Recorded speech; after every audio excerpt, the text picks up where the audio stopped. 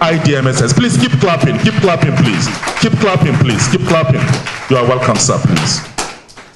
Registrar, Institute of Disaster Management and Safety Science, a founding governing council member of this very institute. Please, I will also call the second governing council, but I earlier said we have a very small high table, so we'll just want you to come to the front. He is also the Registrar, Institute of Strategic Entrepreneurs of Nigeria, and a governing council member of the institute in the person of Dr. Elvis Osai. Give him a very big hand if you can. Please help us. Just sit at the front here. We don't know why he forgot his academic gown as a governing council member, so he will sit down here. Celebrate him with a big hand clap, please. Thank you so much. Thank you so much. Whenever we are gathered like this, one of the things that gladdens our hearts is that we will add value to ourselves. Value in the sense that we will be learning something new that will improve ourselves and also improve the organizations we work. So at this point in time, you will, with a big round of applause, welcome to the high table that very erudite scholar, top-notch fellow of the institute that will be feeding us with the team that will be speaking to the team of today's program, Disaster Preparedness and Business Continuity Planning. No other person than our own erudite scholar. I used to call him a professor, you know, Brigadier General Dele Tajuddin Olabode. Give him a very big round of applause. Whether you say retired, all I know is that he's never tired, always in the continued service, selfless service to humanity. Please give him a very resounding round of applause, please. Brig Gen DT Olabode. According to what is obtainable in the service, they say RTD. But this man, I can assure you, is never tired. Please give him a resounding round of applause one more time. I don't know if we have the President and Chairman of Council online now. Is he there? Prof. A. Aminu. Please, we now have the President and Chairman of Council. Please help us. Professor A. Aminu? No, not Abakar Hamisu, please. He's not there with us. He will join us as we proceed with the program. Please, I don't know if before we make a very serious mistake in this very program, I don't know if we have any female fellow of the institute right here with us at the moment. A female fellow of the institute. Though we have a very small high table, but whether or not we like it, we must have at least a woman on the table, or else it will lead to what we call gender bias. Recognize few persons here in our midst who are billed or who are scheduled to be inducted fellows of the institute today. Please, if you are here with us and you hear your name, kindly indicate by raising up your hands. Christiantus Cartoon, one of those to be inducted fellows of this very institute. I had to do everything within my best, within my powers, to see how to persuade him and bring him on board. Very erudite professor, a professor at the Department of Political Science and Diplomacy, Veritas University of Nigeria, Abuja, in the person of Reverend Father Professor Basil A. Eckert. Celebrate this great man with a resounding round of applause. Celebrate him with a resounding round of applause. Please, Prof, kindly come forward. Kindly come forward. I was supposed as the MC to sit close here, but If the president and chairman of council sees somebody in the same rank with him, a professor seated here, I may be queried. Please, Prof, come and sit down here. Let me know how to sort myself. Celebrate Prof with a very big round of applause, please. Celebrate him. Keep celebrating him. Keep celebrating him, please. It's better I know where I fix myself in this very program. That is Professor B.A. Eckert, a professor at the Department of Political Science and Diplomacy, Veritas University of Nigeria in Abuja. Now, I told you I have to do everything within my powers because I knew his contributions to the Institute, Chartered Institute of Global Communication and Diplomacy, when I was the pioneer registrar of that institute, Chartered Institute of Global Communication and Diplomacy. As the pioneer registrar of the institute, one day I just drove to that university and told them I want to see so and so person. Then I think he was an associate professor about 10 years ago or so, 2013-14. They say, do you know him? I say, he's dean I want to see. He was then dean and Dublin as head of department of data, pol science and diplomacy. I said, I please want to see. I sat down, they said he was in Senate meeting, he was in this meeting. Almost for 6-7 hours, I waited for him. And I want to tell you that waiting for him for all those hours paid off. Because when I spoke with him and he accepted to join the institute as a fellow and was inducted into the institute, he added more than value to that particular institute. And that's the reason why I went back again. He said, no, business and finance. What? I say, you are a prof. You are a prof, and a prof is not restricted to a particular distance. After all, we can see diplomacy there.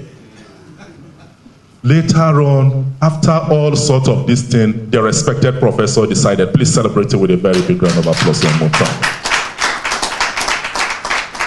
We have here for upgrade to fellow Huleji Simeon Wabari. Is he here with us? He's coming. We have Samira Hussein Mukhtar. Is she here? We have Reverend Itam Eyong Arikpo. Please celebrate this great man with a resounding round of applause, please. You are welcome, Reverend, please. Celebrate him one more time. These persons I'm calling are those Reverend Arikpo since 2018. Since 2018 has been a committed senior member of this very institute. Currently a superintendent with the Nigerian Immigration Service at the headquarters at Sauka Village here in Abuja. A superintendent, Nigerian Immigration Service, senior member of the institute since 2018 in very, very good standing, and today to be decorated fellow of the institute. You are very welcome, Reverend.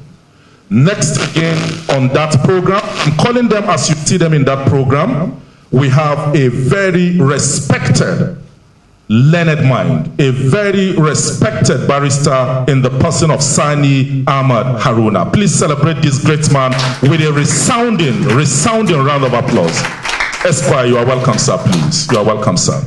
Now, all these persons, when we call them one by one to decorate them, they will no longer be seated where they are. Just in line with our policy, they will occupy the front seat on their academic gown. Immediately they are decorated, please. That is what we do when the right time comes.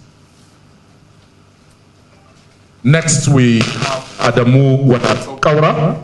I have seen him there joining us virtually. I don't know whether from Zaria, where he works, or he's joining us all the way from Zamfara State, where he also normally travels to. Wadatao is one of them. Then we have also one of the senior special assistants to the governor of Kwara State, Olorun Toyosi Ayobola Thomas. Maybe she will join us virtually. Bello Johnson Oluwatoyin. Bello Johnson told us he's joining virtually. Then we have Omar Mukhtar, not yet here with us. Shola Fadaunsi. Yunus Abdullahi, is he here with us? Okay. So these are then the other members who are here for induction. You will hear them as we proceed in the program. At this point in time, please shall we take the opening prayers for this very program. shall we take the opening prayers? We would like at this point in time to have a Christian and a Muslim opening prayer. Also, just for the sake of time, let's have one of the opening prayers. Whichever religion, please just indicate by raising your hand, then the other major religion will give us the closing prayer. If you are led, please just indicate by raising your hand and come forward, please, for the opening. In Jesus' name. Father, we want to say thank you for the gift of life. We want to say thank you, O Lord, our Father, for this beautiful day thou have created. My Lord and our Father, we are here gathered together to learn something new. My Lord, we pray and lift everyone into your heavenly hands, that as we listen to our teachers this morning, indeed, O Lord, our Father, they will deliver according to your will in the name of Jesus Christ. We ask, O Lord, our Father, that you direct every activities of this great institute in the name of Jesus. Amen. We lift up the chairman, we lift up the president, we lift up everyone that is making this institute work behind the scene. Unto your heavenly hands, we ask that you give them and grant them wisdom in the name of Jesus. As we proceed, we lift up the program to your heavenly hands and ask that you direct our path. In Jesus' mighty name we pray. Amen. Thank you so much. That was the opening prayer in the Christian faith by Reverend Itam Eyon. Celebrating one more time with a big hand. Thank you so much. Shall we rise now for the national anthem, please?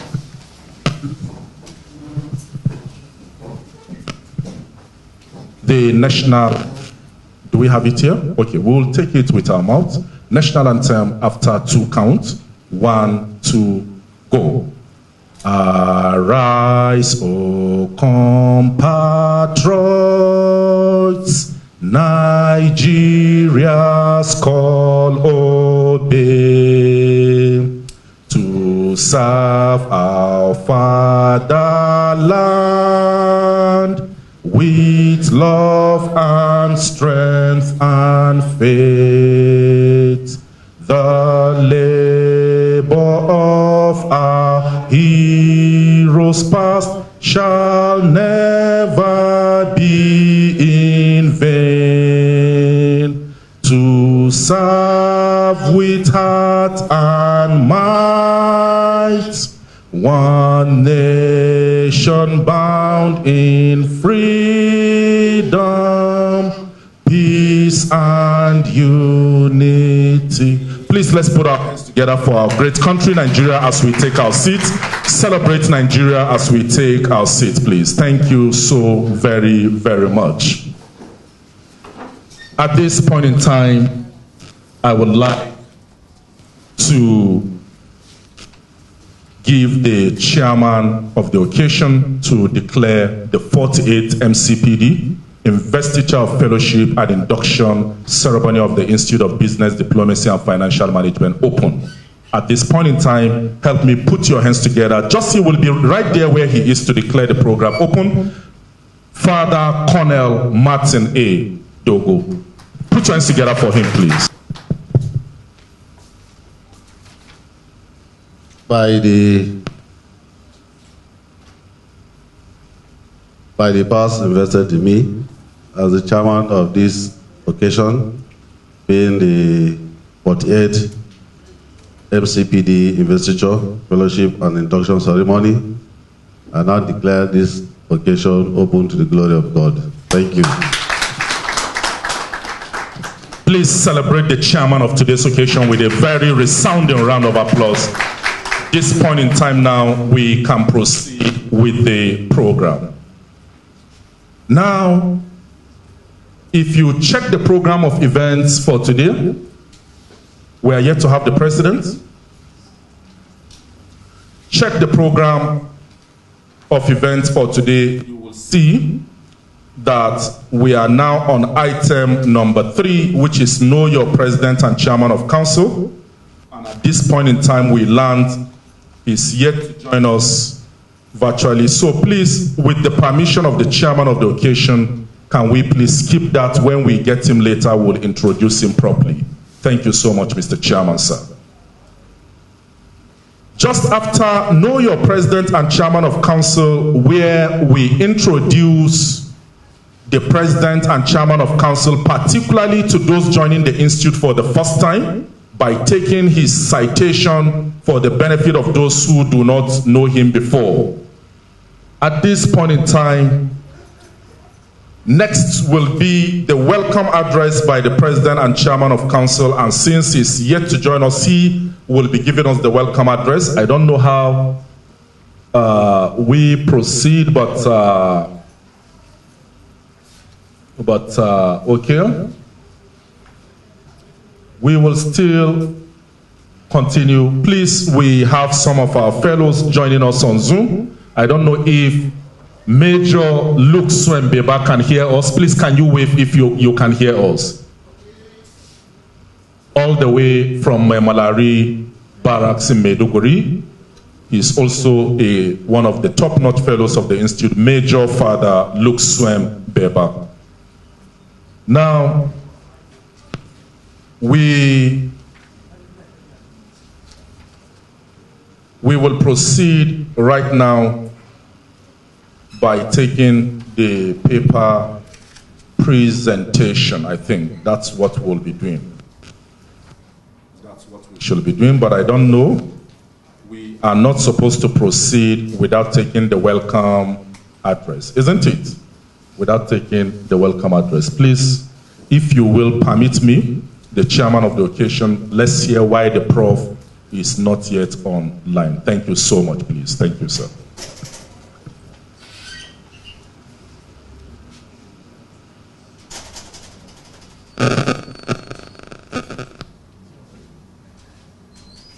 Over 150 participants on that very day, in this very hotel.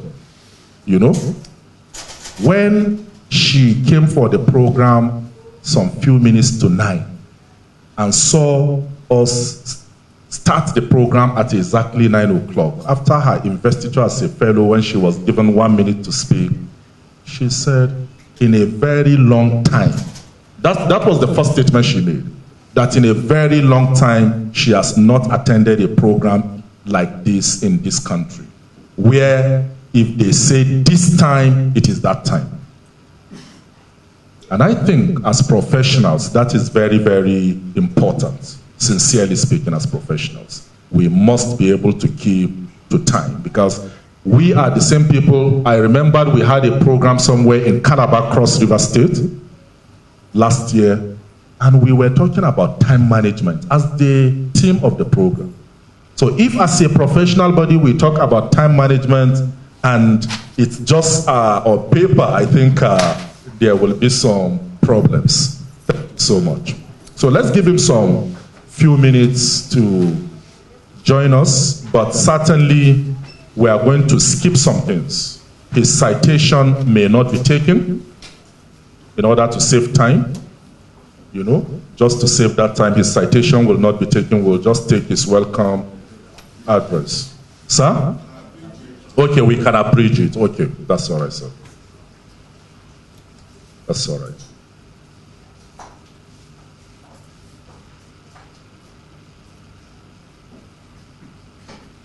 Please, can you connect? I think I see one of our fellows. Please, can you click on Luke Swembeba if he can speak to us and just say hi to this very gathering all the way from Maiduguri. Click on him and let's see if he hears us and he can talk to us in this very, just to say hello to us. Major L.S. Beba, respected fellow of the Institute, if you can hear us, please, can you just say hi to us in this 48th MCPD program of the Institute? Can you just greet us in this?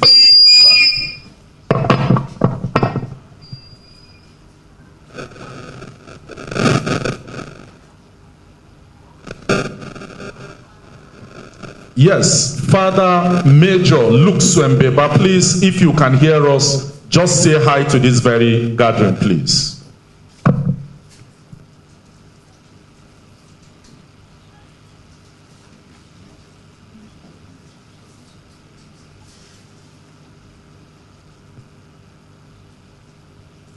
Is he muted?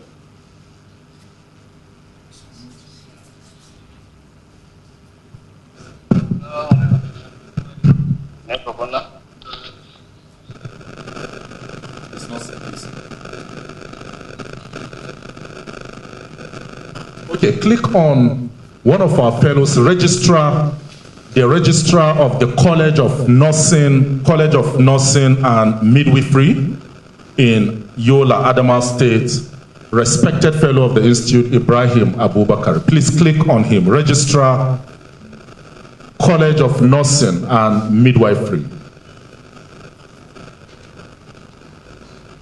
Ibrahim Abubakar, yes. Please, can you click him if you can see us?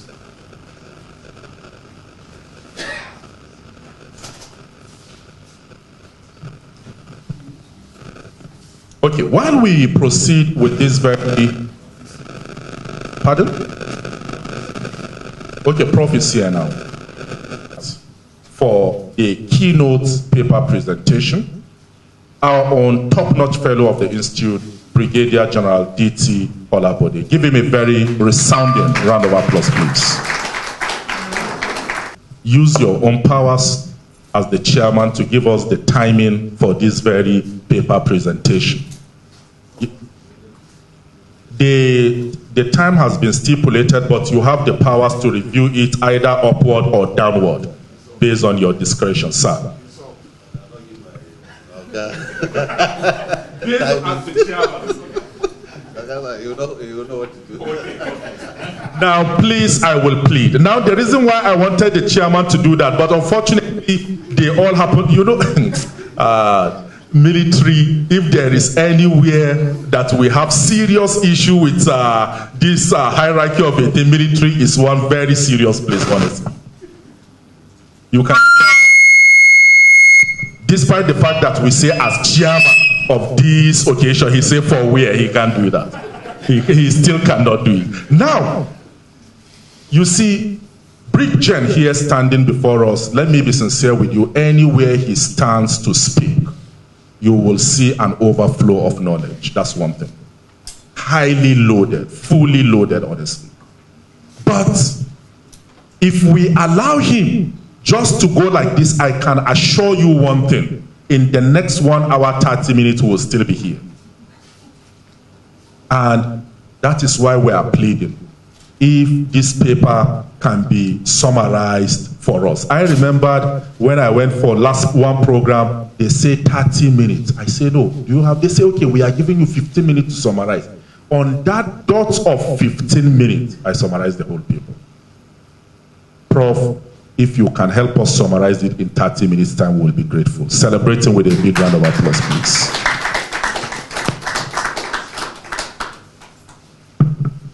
Thank you so much, the registrar, the chairman, members of the high table, my professional colleagues on the other side of the divide. So I greet you all. A very good morning to all of us. I'm surprised that the registrar is, either whether directly or indirectly, castigating me about time management. He knew in my degree, when I was given 35 minutes, I finished exactly 34 minutes. True or false? Let's celebrate him. Why are you bringing me out here? Let's celebrate him. Because the major part of any presentation is if you are actually the author of your work. You sometimes you even be ahead of your slide. Because the slide is prepared, but when you are delivering a lecture, it goes beyond the hall. Because so many things, I can't be reading the dumping, we call it dumping when we are talking of presentation. But there are some emphasis you have to lay concerning what you want to extend to people. Because this topic is a very critical topic. But in most cases across board, all over maybe this part of the world, we undermine it. But you only talk about it when the problem is already overwhelming us. Then I now look at it. Yes, it's high time we start getting things done in line with international best practices. So when we now look at it, you see people, somebody will just say, most of these problems we face in this part of the world is already residing with us. They are not imported. But the moment we are not affected, we don't bother. It is when the things start coming, we now start creating blames and other things. So that's why we decided to choose this very topic. Disaster, preparedness. So then we now look at it as, okay, and now say, okay, preparedness, let it be global so that it will be endeared to all of us that this is what we need to do. Actually, it's disaster risk management. That is the major thing that we always downplay in this part of the world. So can I have my slide now? Yes, it will be. Okay, up now, okay. And you have started timing presentation now. You can see now the chairman. So you have stolen my time. So I will cover it. Okay, sir. So let me be using time to interact with our people. So over time, you don't wait for problems to strike before you start thinking of resolving it. I used to tell people, see my registrar here, Institute of Disaster, and one of their resource persons concerning humanitarian logistics. I always tell people, I said, Nigeria is a very simple area to manage when it comes to disaster. But because of us leaving out so many critical things out, when the problem comes, it overwhelms us. I said, there is what they call minimum standard, that's regards UN, SOIA project, sorry. The minimum standard are those basic necessities of life you need to put in place to harvest people from trauma, which is universal all over the world. That's the first thing that you come into your mind as a disaster risk management. Then in Nigeria, we have 6 geopolitical zones. Each of the zones has its own peculiarities. When you are developing your templates to respond to emergencies, the first thing you use as your fundamental basics are the minimum standard contents. Then you now look at peculiarities as it affects 6 geopolitical zones. You develop respective templates as it affects, as it attends to their peculiarities. It's not when problem comes. There are things we know that it must definitely come. Then why is it that when it has struck already, is when we start trying to provide solutions? There is no way you will get it right. So when you have the templates, it's just to superimpose it on what is currently happening. And the solution and the direction will start making itself available to you. So as we are here today, we are opportune to be together. Let's live here with so many takeaways that everybody is a stakeholder when it comes to disaster risk management. Don't wait until it affects you. Something is happening to somebody, you pick up your phone and call. You are already a manager when it comes to God. Because that call you place across alone, we solve so many problems. If you have not placed the call, things would have gone bad. Even worse. But with that little effort you put, so we should imbibe that spirit. Wherever we find ourselves, we must always be thinking of, if this thing happened to this man, what is in need for me as an individual? Because you'll be somewhere, see this man solved with this and that. You'll be there, the thing will come and meet you and consume you. Instead of you thinking of how best would be of assistance to harvest that man from that problem. So these are the basics. Then we talk of business now. If you don't understand how to manage your risk, and then how do you continue with your business when the disaster strikes? So these are the things you look at. You must put the plan, business continuity plan. You must have it. Then what are those things that you put into consideration? You look at it. It is there you will now be able to see, that disaster risk management, it has 2 component parts. The first there is disaster risk reduction. Then after that, you now have disaster management itself. They are all coupled. They are the coupling bridge between the two is the disaster risk management. But most of us, we don't know, we don't bother to know. How do you reduce your risk? Oh, should in case you have been reducing risk. Because by minimizing the risk, when you are to manage, you now sweat less. Is that not so? But when you don't know how to manage the risk, what happens? It becomes a problem. Come, if you want the half flash here. Okay. Just 2 minutes, sir. I have the flash here. Is it inside the flash? That is a flash. Is it not? So when you just put it down, see, finally, see, to things. No way we are learners, and they will continue to learn from the well-nourished and up-to-date scholars. To get people along with yourself, in most cases, I like starting with some notable quotes. So that when I'm now, when you now go through, by the time I'm going down, discussing, you discover that most of the things I will be saying, you now start reflecting your mind on the quotes.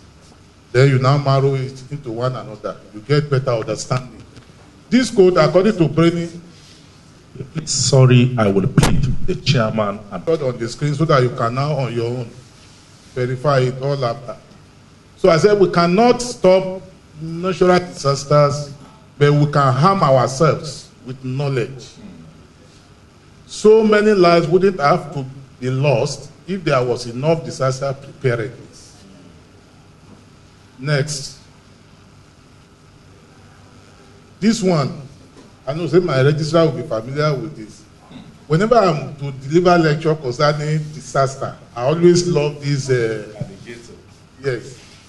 Because you know, when we are waist deep in the water fighting alligators, it is difficult to remember that our original objective was to drain the swamp.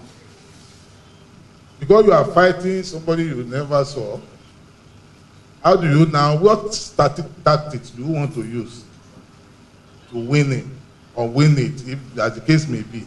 So that's why this one, because you don't drain the swamp, then you will now know, because the alligator is down at the bottom. So, but water on the surface, you don't do this, you waste it, you become a wasted effort. Next. I hope you are following me the way I'm rolling out these quotes. Bad things do happen in the world, like war, natural disaster. But out of those situations, always arise stories of ordinary people doing extraordinary things. So put yourself in that position. Don't always say no until you know. Your little effort and make a drastic change. Next.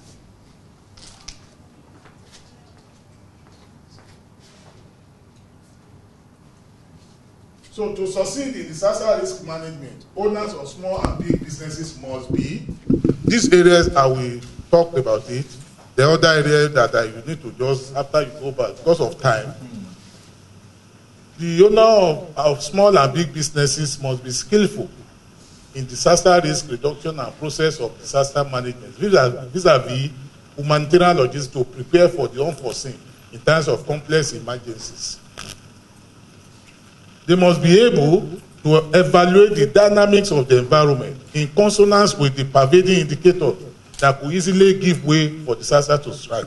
They are around us, we are seeing it, but we don't care. It's only when the problem now comes, we start looking for solutions. So we must endeavor to align with all these proponents that we are making. Why are you running? Adaptive to changing environmental situations that could be inimical to disaster risk management, put in place for successful business enterprises. Next. So why do we need disaster risk management? It's for to enable us to develop sustainable frameworks for disaster risk reduction and disaster management for effective and efficient proactive coordination in disaster-prone areas. We know, like flood-prone areas, we know what is expected of us as the inhabitants of the area. Do we do it? No. We assume that God is always there for us when we are not following His instructions. to conform to changing nature of the environment towards curtailing possible escalation of disaster through resilience. This resilience, we always wave it off. That's what we need for us to be able to deliver when it comes to basic necessities of life as it affects our own survival. Then to prepare for protections of most vulnerable people in relation to available resources should disaster strikes. Those are the reasons that we need, why we need disaster risk management. Next, my brother. Then we have cognitive limitations. Frequently, we discover that smart people make the wrong assumptions about the future with great creativity. Yes, but the alignment and realignment is not well structured to meet up with the current demand as is appearing to us. Then one, under prediction, assuming low change rate. Somebody will say, no, I've been living here from that. This time I know, say this flood will not affect us. You see, then over prediction, assuming overly high change rate. Oh, the way the thing is coming is going to consume people, but you see the opposite will be the case. So that's science fiction. People just believe that they know they continue to do. So we are all affected by biases, despite honest attempts to forecast behavior. It's not everything that always goes forth. So at this time, it comes at in a variation in such a way that you won't even understand it. Even the proponent, you will not understand it. Can we predict the future any better than other leaders, managers? Because that's what they are concerned with. But in most cases, are they always right? No. Next. So the statistics here is just trying to now bring to fore some details as it affects disaster occurrence across the globe. Latin America and Caribbean region is prone to disasters. Look at it as projected now.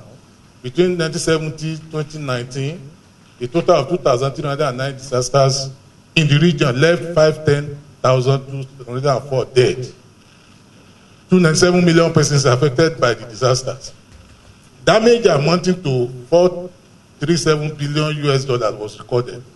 So disaster could turn back. Look at the last bullet there.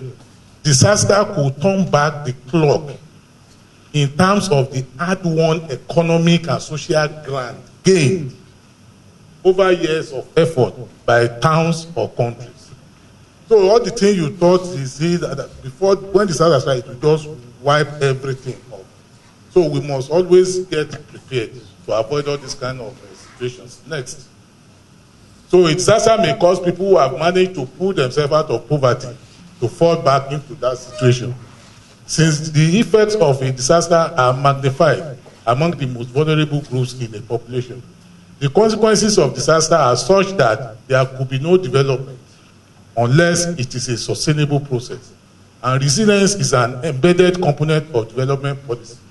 Because the people that you are targeting, you don't give them that capacity to be able to look inward and see how they could rise up against all these kind of diminished situations.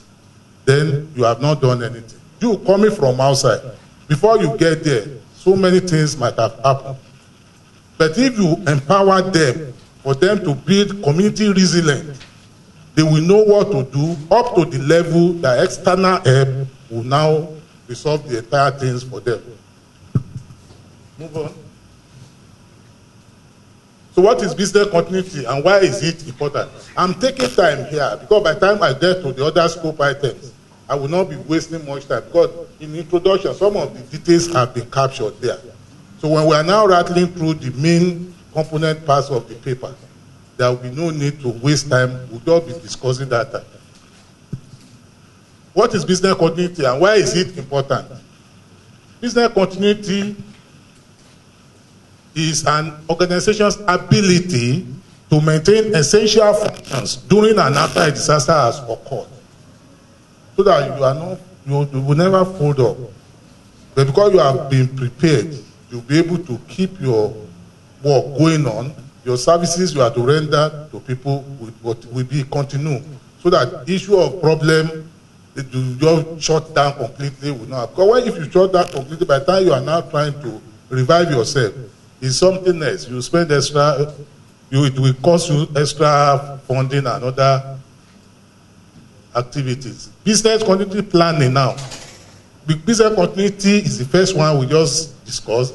Business continuity planning. This will enable you to establish risk management processes and procedures that aim to prevent interruptions to mission critical services to survival. And if it's shut down, we all understand what it means for you to shut it down. And to also reestablish full function to the organization as quickly and smoothly as possible. There is a problem, a disruption, and you must be able to recover and continue with your regular service delivery. Next. So the most basic business continuity requirement is to keep essential functions up and running during a disaster and to recover with as little downtime as possible. A business continuity plan considers various unpredictable events such as natural disasters, fires, disease outbreaks, cyber. Why is business continuity important? It's important for organizations of any size, but it might not be practical for any, but the largest enterprises to maintain all functions for the duration of a disaster. According to many experts, the first step in business continuity planning is deciding what functions are essential and allocating the available budget accordingly. Because most of all these issues, they don't wait till when the problem has already emerged. Next, please. So the aim is clearly stated there why we are here. Why before is the aim. We are moved next. And because of the presentation, these are the scope items that we'll be covering. Disaster risk management, new and emerging issues in disaster risk reduction, new and emerging issues in disaster management, required activities prior to disaster emergency, business continuity planning, benefits of the business continuity planning. Next. So we start with disaster risk management. I'm here again with quotes. So this man, Tarikon, he said, if you don't invest in risk management, I'm already fed up. My stomach is filled up. I don't even know who is hungry. Nothing concerns me with people that are hungry. You now know that even the system itself is your existence. So that's what the scholar is talking about. Next.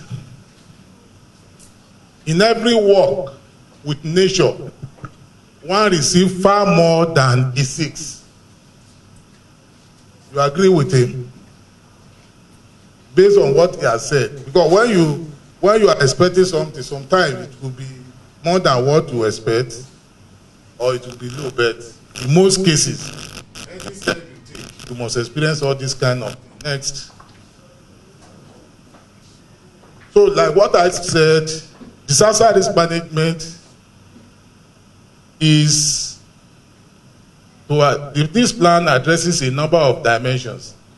Like the schematic, you now see that disaster risk management, then the component part of disaster risk management is disaster risk reduction and disaster management. Next. So there are two windows for effective disaster risk management. The windows, one, before the disaster happens. Then the second one, when the disaster happens. What are the expectations? What do you see yourself doing before disaster, and what do you see yourself doing after disaster? Because of time, you get it. So the details are so distinct, so you can get it later. Next. Then you now talk of disaster risk management happens in three areas. When you look at the community, that's village, you look at the state level, look at the national level, then even international at times. Then what happens? What is to be done within government and within sectors? Disaster risk management happens with partners, NGOs, civil society organizations, and the private sector, because you must collaborate. Go anywhere you don't collaborate, intelligence collaboration. If you don't do that, you will not get the result. Next. Then, disaster risk management requires a policy consideration, which we all know, to establish obligations and rules, to set arrangement and capabilities, and to provide for national planning. Because if this one is not in place, there will be, you see people overlapping one another. So then you now, it got to a point, you will now be asking yourself, who is to do what? So this thing must be clearly spelled out for people to be able to know what is expected of them. And that what led to this cluster system of the UN approach to resolution of conflicts. So everybody will just come. So if you are for water and sanitation, you know where you belong. Even if I have facilities for food, I will not go and do it. I will give it to the people that are within that cluster. Because we are all working collaboratively. Then an operational framework to organize resources, establish connections to coordinate action through standard operating procedures, SOPs, because it must be there. Those are the guidance that people, the key actors, require for them to deliver on their respective mandates. Next. So policy and operation work together like this. Before the disaster happens, you see what is to be done. Then when the disaster happens, what is to be done and how it should be done. So I will not dwell more on that. It's explicit because the registrar is staring at me. Next. So this detail now is disaster risk reduction arrangement, a development issue. What comes under it is there as projected. Then you now talk of disaster management arrangement, creating capacity for self-help. The details are as captured on the slides too. So there is no, it is not ambiguous. Next. So this is everybody's business. Whole of country, government sectors, NGOs, communities, and individuals. So you look at the way the arrow flows, and when I said it, information is very key. Place a call, you see drastic change in the negative effects on the affected people. So you now see from community to state, from state to national, then at times international. Then when the support is coming, you see it could go straight to national. But in some cases, you don't allow that long journey because of maybe the situation, fatalities or whatever that has happened in those areas. So the international supporters could as well go straight to state, the scene of the incident, or even go to the village. Because when you are following bureaucracy, the people you want to have harvested from trauma, they will be consumed by that kind of situation. So that's why the arrow goes like that. It can come like that, all those people. Next. Next. So the new and emerging issues. So the developing nations in particular experience pervasive risk of devastation, human and property loss resulting from human and natural disasters. So the details are enumerated there. So I believe the registrar will share it on, so you will have it. So when you go through that time, you now. Next. Disaster have a range of triggers. What are the triggers? Natural hazards may be triggered by events such as earthquakes, as enumerated. Then disaster risk reduction in Nigeria, lessons for developing countries, accidents by such human-made events as conflicts, explosions, oil spills, and chemical mishap. So these are the, we're now trying to bring it on there to domesticate it as it affects our own locality here. Next. To ensure an integrated approach by all relevant role players in assessing hazards and determining the risk and vulnerability in our communities. So risk and vulnerability analysis. So the following steps should be followed in order to engage in risk and vulnerability analysis. So it's for our use. Don't put it, check it. cases you have the facilities, you will game it. And you see the result there is to tune your mind, your brain, your capability on what to do should there be occurrence of any disaster, and you are physically on ground, so you know what to do exactly to save lives. Next. So the strategies that can be used for the development of the application of or risk and vulnerability analysis, according to NICEC, include the following. Is it the same thing? Because when you have, they will say, okay, you formulate policy. Then policy cannot on its own activate itself. So as you are formulating the policies, what are the strategies you put in place to activate that policies? And these are the things you now sit back on your own.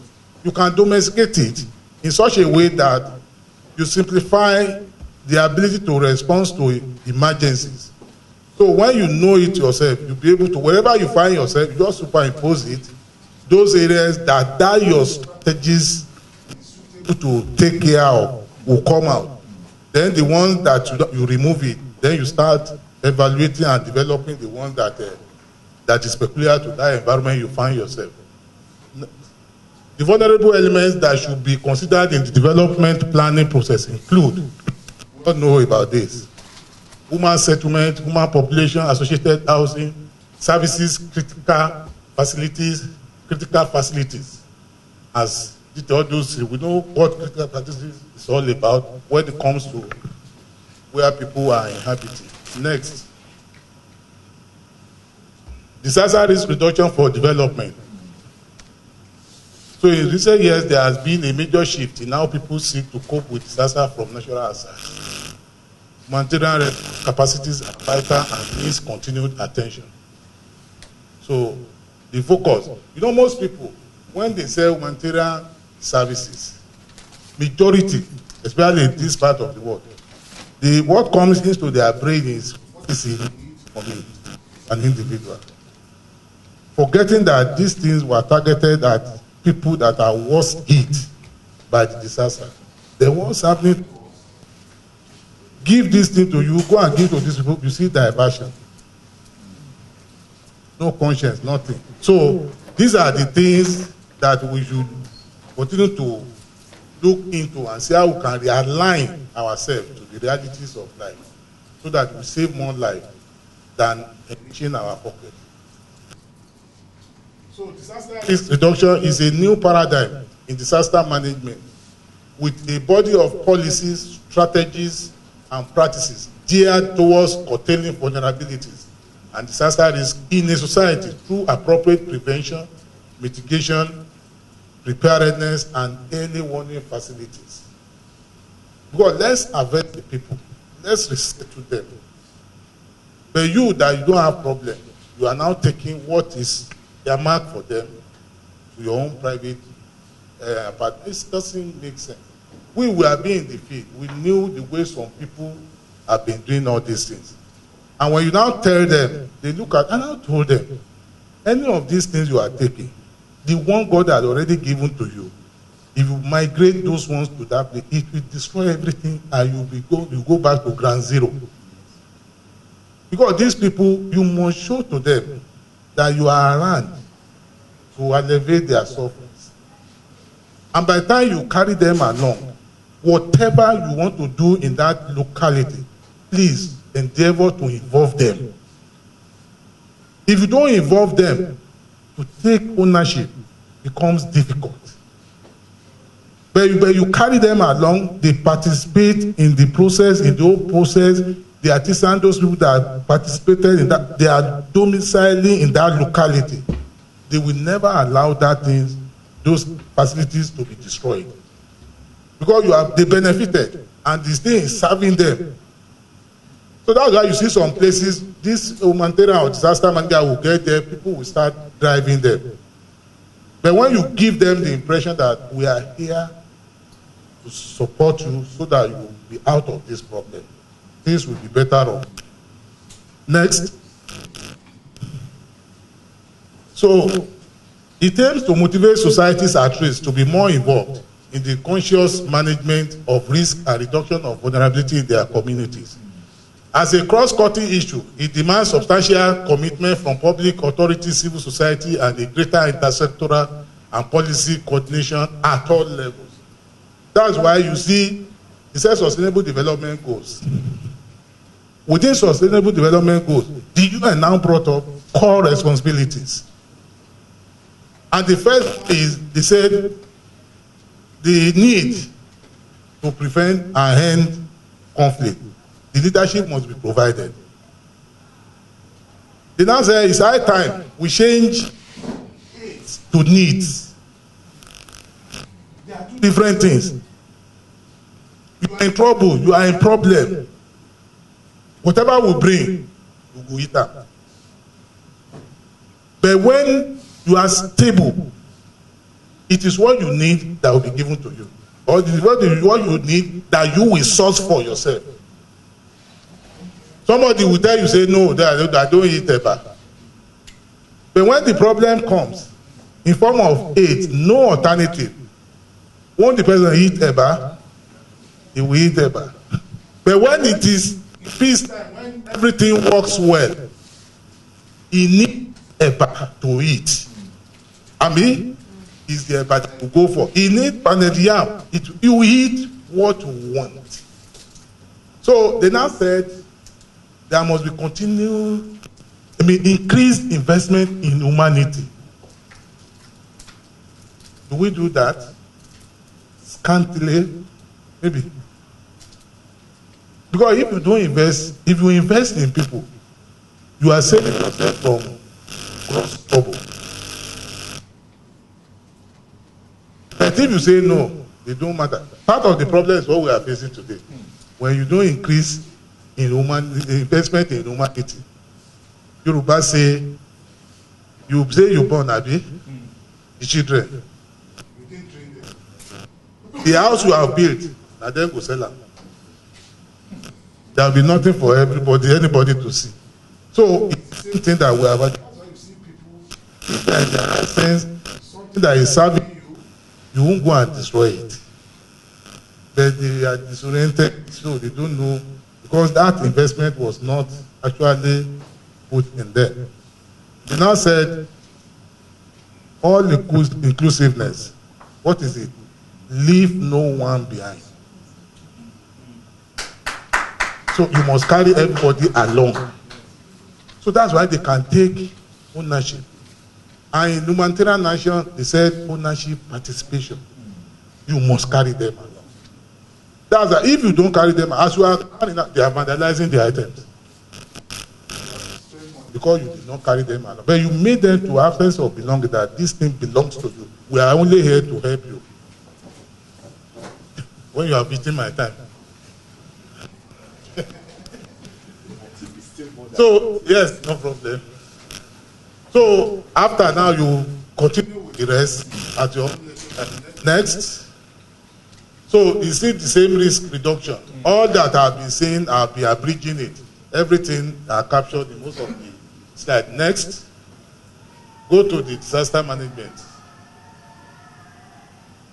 No, now, this one.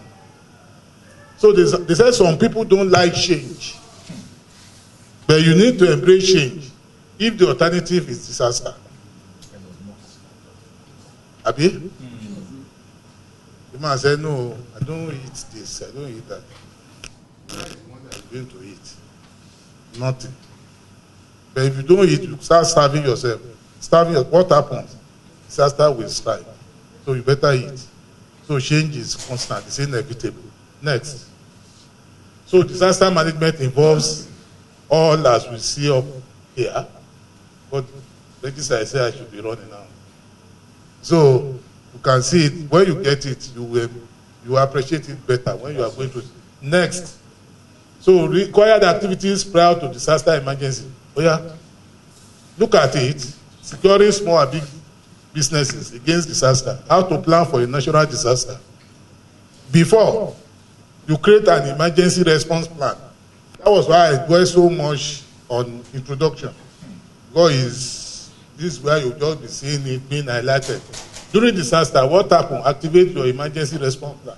If you have not done any, can you activate it? No. Then next is after.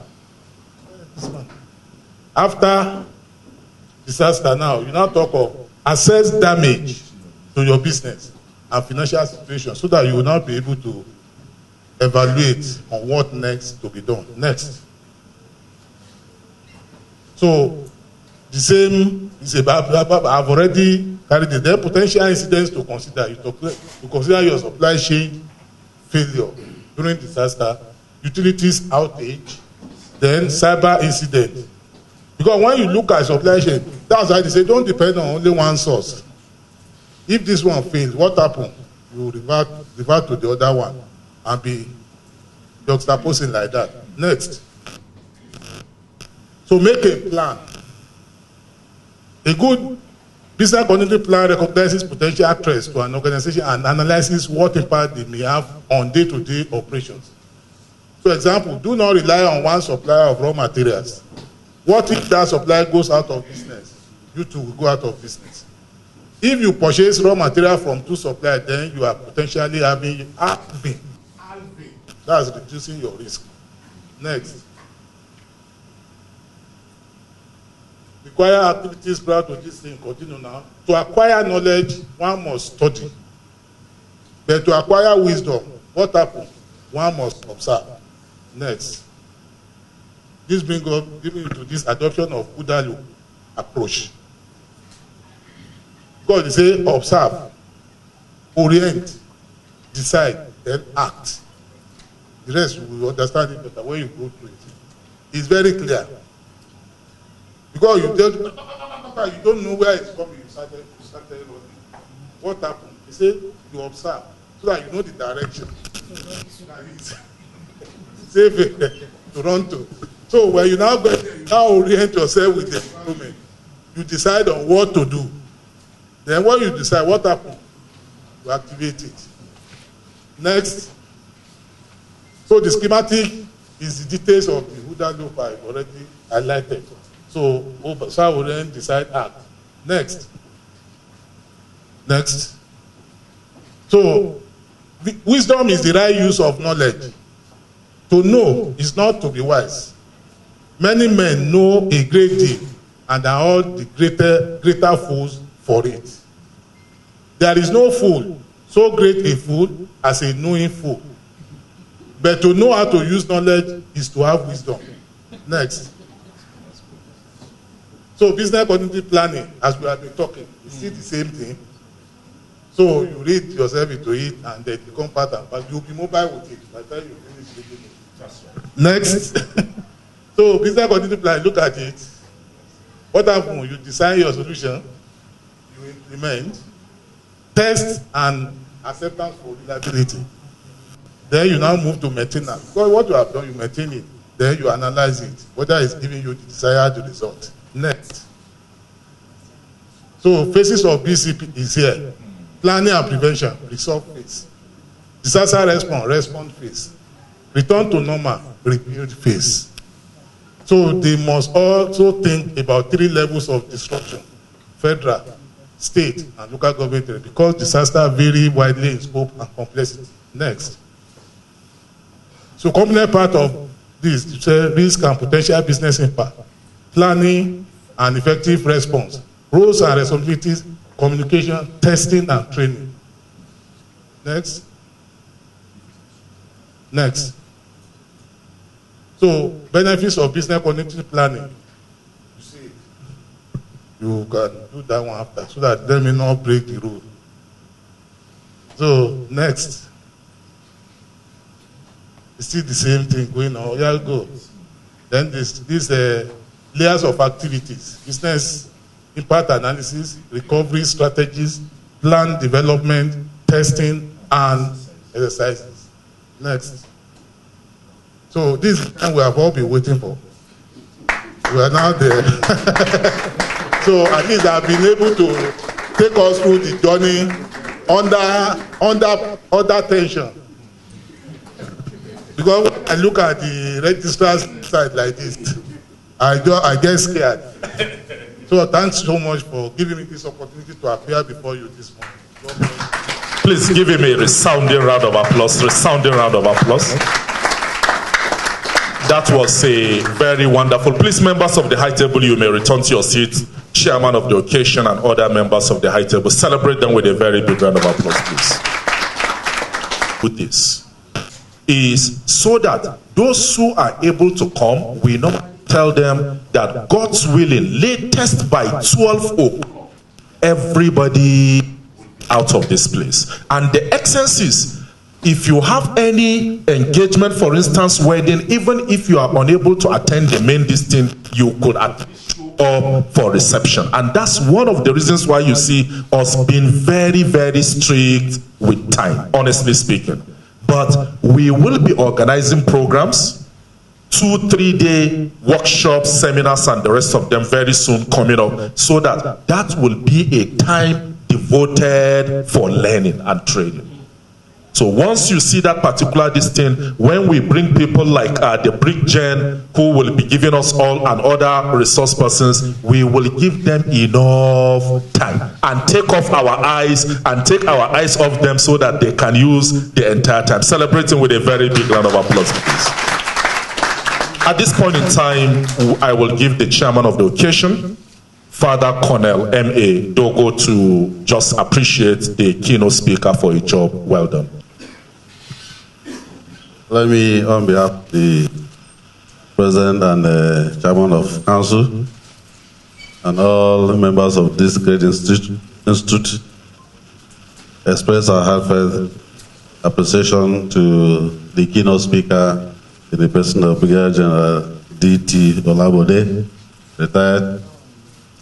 So thank you, sir, for having taken your time out of no time at all to come here and share with us. Just as the registrar said, we'll have loved to listen to you, we'll have loved to have you take your time, but due to time constraints, looking forward to that day when you will come again to share from your knowledge of experience with us. So hope and pray that when next we call upon you, you oblige us. So thank you for coming. I pray that God will grant you journey mercy and all of us. Thank you, sir, for coming. A very big round of applause for the chairman of this wonderful occasion, top-notch and respected fellow, Colonel Father Martin Abayo Dogo. While the paper presentation was going on, we had some fellows of the Institute walked into this very program. I would like at this point in time to acknowledge the presence of one of our very respected fellow. He was a keynote speaker in one of the halls, I think sometime last year, if I'm not mistaken, Dr. Hassan Omar, lecturer, Department of Business Administration. You are very welcome, sir, please. You are welcome, sir. And this very institute also, we have in the person of Obinyan Roslyn. Please give her a big round of applause.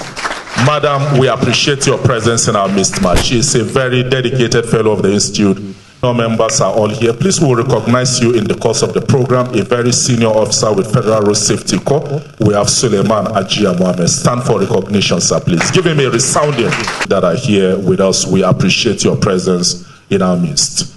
And seated right there beside him is his lovely wife. Celebrate them with a resounding round of applause. Please stand for recognition, please. Stand for recognition. 2018 as well, just like Suleiman Ajia Mohammed. But today, Mr.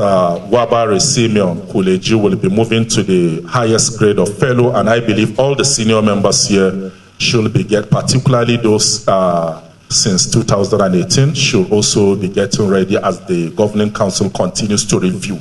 Let me tell you, they are not the ones who applied. Let me be very sincere with you. If you ask any one of them here, none of them applied. Even. What the Governing Council does is to go through the members of the Institute from time to time. From time to time. We just sent a mail to him and told him that now the Governing Council has now deemed you fit to be upgraded to the highest grade of a fellow. And that was how the letter got to him. And he acted. And then Today, again, his own beloved wife will be inducted senior member of the institute while he leaves that particular grade. Give them a very resounding round of applause. Check the president and chairman of council of the institute, Professor A. Aminu, a fellow of the institute, his wife a fellow of the institute. We have, I think, about 3 fellows of the institute whose wives are also fellows. Then some fellows of the institute have their wives. I think Dr. Hassan Omar, your wife is a member, a senior member. You see that so many members here also have joined the institute. So I think we congratulate Mr. Oleji for bringing his wife on board. Give all of yourselves a resounding round of applause, please. Before we proceed very quickly, the Registrar and Chief Executive Officer, Institute of Disaster Management and Safety Science, having received the appreciation by the chairman of the occasion, he will be speaking his mind 1, 2, 3 minutes, highest 3 minutes or 2 minutes on the paper just presented as an expert also in that particular field, and the Registrar of Institute of Disaster Management and Safety Science, who would like to take his own take on that paper just within 1 or 2 minutes. Registrar, sir.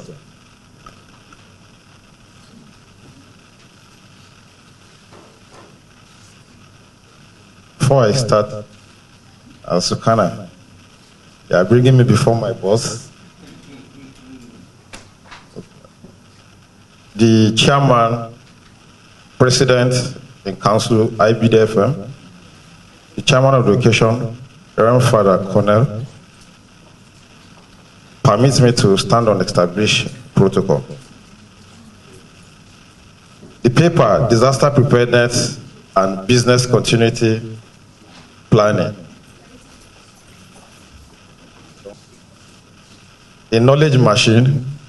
He has been with the institute for a very good period, almost 3 to 4 years now. We have been enjoying his knowledge, and reasonably he has done justice to the paper. So I am actually constrained. I don't really know what to say at this point, but I know summarily what he has just said about the paper is to pass on knowledge that will help businesses survive a crisis or disaster. The keynote speaker has done a great job, and by now we must have learned that risk can escalate crisis, and if unchecked, crisis can escalate to disaster. One interesting fact is that in crisis management, prevention is better than cure. The main objective of emergency planning and disaster preparedness is to reduce injuries, protect the community, and maintain business continuity. And as such, the paper summarily informed us that we need to be mindful in order to sustain business continuity by taking into consideration employees, customers, and our assets. I think I am done. Thank you. Please give him a resounding round of applause, please. Governing Council member of IBDFM, right from the inception of this institute, and also the Registrar Institute of Disaster Management and Safety Science, with Professor M.M. Daura as the president and chairman of council. I think Prof. M.M. Daura was then the director of the Center for Disaster Management when he did his master's there in disaster management before going for his PhD in the same field, which he backed, I think, last year or 2 years ago as well. And I still know very well, because I did my MSc too at University of Maiduguri. I knew that when he also did, we were all there in Maiduguri together. Let me just be candid with all of you. And I know, if I'm not, he still tells me well that he came out as the graduating student at master's degree in disaster management. He said, bring to the call, celebrate him with a very big hand clap. You are welcome, sir. While we proceed with the program quickly, please, let's just take, for the sake, despite the fact that we are looking at living here on or before 12 on the dot, as stipulated, on or before, as you can see in the program, but please, if we have 1 or 2 comments or questions on the paper just presented, indicate by raising your hands, please. I also want to recognize in our midst fellow of the Institute in the person of Usman Muhammad Gidado. Please, can you stand for recognition, sir? Celebrate this great man with a big hand clap, please. Celebrate him. I was mentioning some of our fellows whose wives are members. His wife too was inducted senior member of this institute. Is she in our midst, sir? Is she here in our midst? Please, Mrs. Gidado, can you stand for recognition if you are here? Celebrate her with a very, very big round of applause. You are welcome, ma, please. You are very, very welcome. He is with the National Identity Management, Commission. That's NIMSI.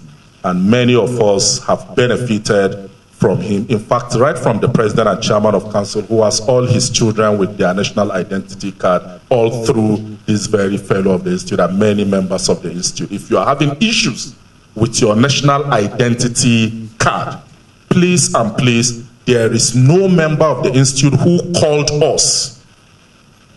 In fact, the one that is most touching was when the wife of a lecturer at the University of Abuja called us that her daughter was about missing the JAMB examinations due to issues of NIN, regarding NIN.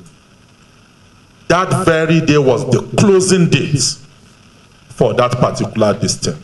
And she called me, the wife of a fellow of this institute, Dr. Emmanuel Kaju. We all know, some of us, I know the chairman knows Kaju, you know. So when he called, when the wife called, registrar, this is the situation. Today is the last day. Our daughter will miss JAM because of NIN. This, I say, she may not miss JAM. Immediately, I put a call across to him. Let me be sincere with you. Less than 20 minutes, the issue was resolved and this girl registered for her job. Celebrating with a very big hand. For us as an institute, let me tell you, for us as an institute, that is a very, very great achievement. Because if that girl had missed that examination that very year as a result of that name, that time lost can never be regained again. So as far as we are concerned, these are some of the benefits, and that's why we normally ask fellows and members of the institute, please let us know where you are working, so that when members of the institute are having one or two problems, we can be able to say, this is where to go. I have had issues with my, what do we call it, driver's license. Sometimes when I want to I have schedules and I will just call Suleiman Ajia Mohammed. He accepted it. He will just say, okay, go tell so and so person, since you have other commitments you want, plead with them, tell them it is from me, and before you know it, within a short time, you just do and are able to attend to other issues. Let's celebrate ourselves with a big round of applause, please. One or two comments, then we move forward, please. One or two comments. Who is raising his hand? Dr. Hassan Omar, please come forward and give us your own take on this. Celebrate.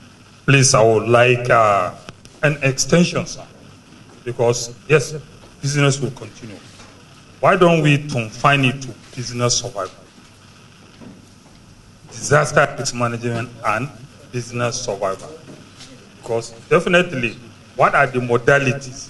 Since disaster is a catastrophe, then how do business survive? I think the next paper will plead with the speaker to include or inculcate what we call business survival. Because that means the continuity and survival, they are synonymous, but notwithstanding, survival is more intent than the continuity. My take, please. Celebrate Dr. Hassan Omar with a big round of applause. A very respected academic, please. Any other observation or question, contribution, or observation? You know, that tells us that the paper is perfectly okay, because most times any paper that there is no room for further studies, then that paper is faulty. So what he's telling us is that next time again, business survival should be included or inculcated in the paper, which tells us that that paper is excellent. And one more time, we are grateful. Brigadier General, sir. Thank you so much, sir. Now, any question again or contribution? In the absence of that, we move forward at this point in time. Let me also recognize one of our very respected fellows. He's a grassroots politician.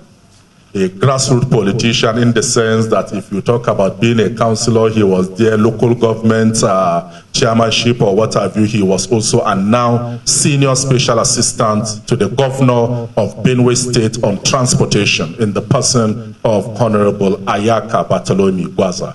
Give him a resounding round of applause. Please stand for recognition, sir. Celebrate him with a very big round of applause, please. You are welcome, sir, please. You are welcome. He came all the way from Benue State and also is a PhD finance student. He's my classmate in Nasarawa State University, Kefi, and a respected fellow of the institute. Celebrate him one more time if you can. We move straight to the investiture of fellowship, and I'm forward to for this thing. Kwada Emmanuel, celebrate him with a big hand clap, please. Now, because of time, we will be very, very snappy. And please let me say this. If the president is with us on Zoom, he will establish that. Those of us who have sent representatives, please mark the policy of the institute. The representatives you've already communicated to us, and we know the reason, we have accepted the reasons why you are not here in person. But we don't call you to stand, then we start decorating you with academic gown, you know, on behalf of somebody. The institute doesn't do that. But the package person in question, please. Thank you so very much. Just say, for instance, I now call somebody now to come out and we are giving fellowship to this person and the person is being decorated. As an institute, we don't do that, please. Thank you so very, very much. Celebrate the first person on the list. Thank you. Keep clapping if you can. The first person on the list, if you have the program with you, the soft copy which has already been sent, if you have that, we have Reverend Father Prof. Basil Akpan Ekot. Give him a resounding round of applause as he comes forward. Please come forward, Prof. Keep celebrating the Prof as he steps, as he comes forward. Keep clapping until he stands. Keep clapping, keep clapping. This is where is the, okay, you stand here on this background. You see the Prof, a very humble and respected Prof. Please let the decoration, because of our time, let us continue. A professor of political science with interest in African politics, public policy and governance, Department of Political Science and Diplomacy, Veritas University, Abuja. Basil Akpan Ekot is also a Catholic priest ordained on the 13th of August, 1988. Give him a resounding round of applause, please. He holds a Bachelor of Philosophy, He holds a Bachelor of Philosophy and a Bachelor of Divinity, both from Pontificia Universitas Urbaniana, Rome, in 1982 and 1988, respectively. A Master of Arts, Religious Studies, and Master of Philosophy, African Studies, both from the Australian Catholic University, Sydney, Australia, in 1997 and 1999, respectively. And finally, a Doctor of Philosophy, PhD in Politics and International Relations from the University of New South Wales, Sydney, Australia, in the year 2002. Give him a resounding round of applause, please, if you can. 2002, that's 20 years now with a PhD in the world, in the bag. Celebrate this Prof with a big round of applause, please.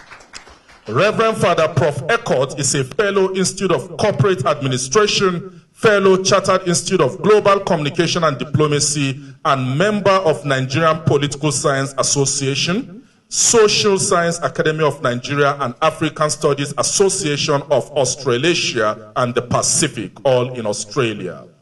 He was head of Department of Political Science and Diplomacy 2013 to 16, Dean College of Social Sciences 2013 to 16, Chairman Senate Ceremonials Committee 2019, Director Research and International Linkages 2020, and Chairman, University Ranking Committee 2022, all at Veritas University Abuja, among others, too numerous to mention. Celebrate the Prof with a resounding round of applause, please.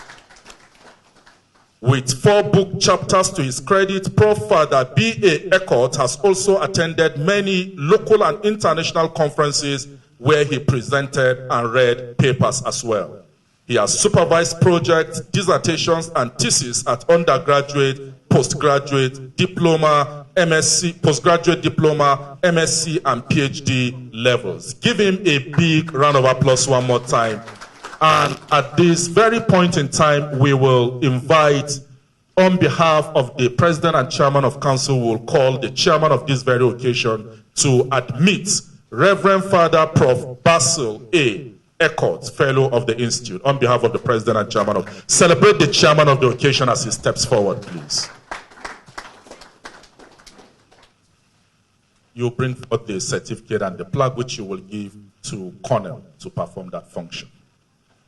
Surprisingly, both of them are fathers. Coincidentally, celebrate them one more time, sir.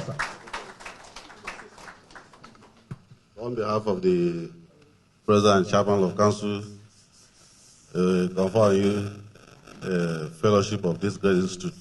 So congratulations.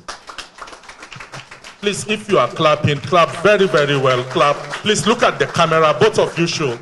Please hold it very well and look at the cameras. That's wonderful.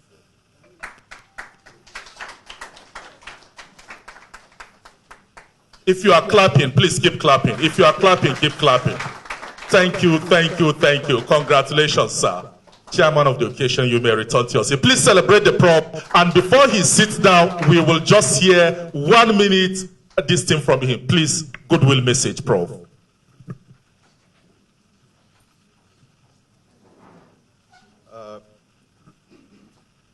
Well, let me just I'll be able to keep to the 1 minute.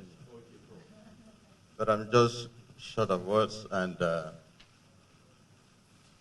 chairman of the occasion, all other protocol duly observed. Let me give a special recognition to my registrar, Sukana. Those of you who were not here at the beginning of the program, he made some statements about how we first met ourselves in 2014. And ever since then, we have been connected. Because at that stage, through his diplomatic skills and his diplomatic tongue, he was able to lure me into the first fellowship that I got from the Institute of Global Communication and Diplomacy. And this time around, as he rightly put it, when he came again and started talking about another fellowship, I said to him, "Oh, my friend, I'm tired." And when I look at the institute level, I said to him, what is my business? What is my business with business? And typically of him, he told me, see, diplomacy is there. I said, hey, you have come again with your trick. So, that notwithstanding, I mean, for somebody of this caliber to approach me to be here, there was no way I could turn it down. And besides, I told him, just as he was patient with me at that time, that I should be patient, because at this critical moment in which we are, this country, we weigh our options very carefully. But then, I assured him that I will be here today. And I'm happy to be here, and I want to thank the Institute through the chairman. Unfortunately, we've not been able to see the presence of the president, but suppose you convey my best wishes to the President. And I'm glad that I've been inducted into the Institute, and I want to assure all our esteemed members that I will be a full member. Full. I've had a discussion with him, and once we are done with that, you'll see my regular presence here at every occasion. Thank you very much. I appreciate it. Please celebrate the respected prof and father as he returns to his seat. Keep clapping for him. Keep clapping. Keep celebrating him, please. Keep celebrating him. I assure you, God's willing, just as he said, from next year when he just told us, give us the remaining part of this year to put some things that he's working on to complete them. And from next year, by God's grace, he will be featuring in some of our programs as a very resource, you will see, the day you see him here speak on papers, then you will now know the person we have also added into the Institute. Sir, we are very grateful, sir. Thank you. Next on the list, do we have Honorable, if you have the program, do we have Honorable Member House of Reps here with us? Honorable Mukhtar Shehbuladan, is he here? Honorable Mukhtar Shehbuladan. Though yesterday, I think he communicated us that, I think Registrar IDMSS, you know him very well. He's a very top-notch fellow of the Institute of Disaster Management and Safety Science. Yesterday, we got a call from the Honorable Member, House of Reps, that he's engaged in a very serious, but he told us he was sending another person here, but we don't know why the person is not here. I would have loved you to meet him. In fact, in the House of Reps as we speak now, he is the youngest member in the House of Representatives. The current House of Reps, he is the youngest, because when formerly we were looking at some fellows, maybe some fellows who are just clocking, I was looking at one of the youngest fellows that will be inducted today, an officer with the Nigerian Customs Service. When I saw his profile, I said, this person is also maybe just myself and himself. I may not give him more than 1 or 2 years he has already, because he's clocking or has clocked 40 already this year. So when I looked at that, I said, but when we now saw the House of Reps member, I'm telling you, he was born in the mid-80s. That's his real distance. But if you just see the achievement of this person, you will know that he will be a great plus to the Institute. But you will see him in one of our occasions. Another very respected person that we know will add value to this Institute, on the list there, just after that we have, senior member, Koleji Simeon Wabari, celebrating with a very, now to be upgraded to fellow. If you are clapping for him, clap very, very well. Clap very, very well. Clap very, very well.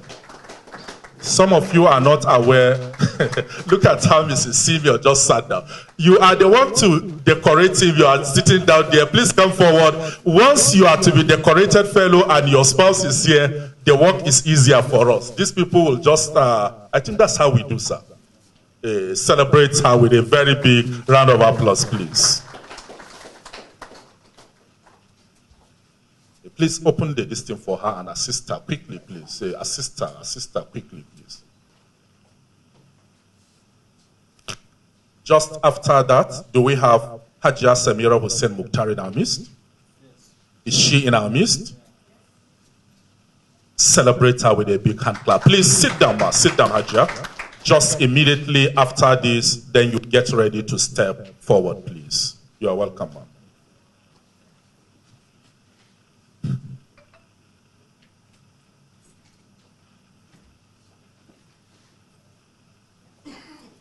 How many of us have opened the soft copy of this program? If you have opened it, raise your hands up. You have opened this program. Thank you so much, fellow. Thank you, respected barrister and fellow to be inducted soon. You have opened it as well. You are welcome, sir.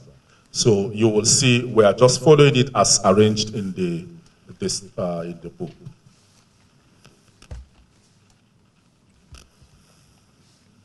Please don't forget, this is expected to be on the person's left hand so that when you meet the person, you see it on the right. As I approach him like this now, I will see it on my right. Interpretation that this person you are meeting is a right-thinking person. That's just the simple interpretation. So when you see somebody put this, and then you meet the person and you see this very one on the person's left, it is wrong anywhere. Just go and check anywhere you see. You won't see any professor, vice chancellor. Browse the picture of any vice chancellor in Nigeria you know, or a professor, and you see it on Google, and the prof is on academic gown. I have seen that of my prof there too. You will see it like this, even in his office, where you see the distance. So that's how it should be. Please, for those of us who don't know the implication. So that's why we don't put it on the right. We make sure it falls on your left hand so that the person who meets you sees it on his or her right. That's the implication, please. Now, quickly, as I just go through very short this thing about him as he stands before us here.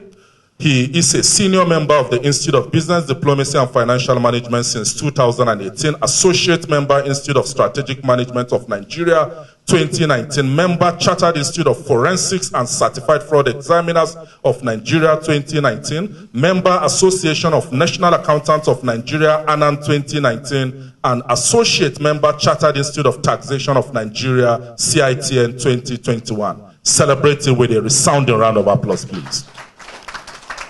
He graduated with a B Agri-Economics and Extension from the University of Agriculture, Makurdi, Benue State, in October 2003, and actively participated in the one-year mandatory Youth Service Corps NYC from February 2004 to February 2005 at Community Secondary School, Eziowele, Idemili North Local Government Area of Anambra State.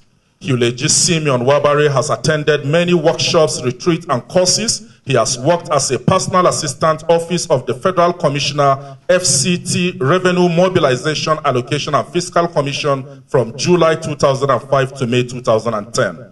He was MIS officer, Ace Microfinance Bank, Utako-Abuja from August 2011 to August 2013. Marketing and Relationship Officer from August 2013 to December 2015. Head of Credit Department, December 2014 to June 2015. And Head Marketing and Microcredit Department, June 2015, all at the same Ace Microfinance Bank in Utako-Abuja.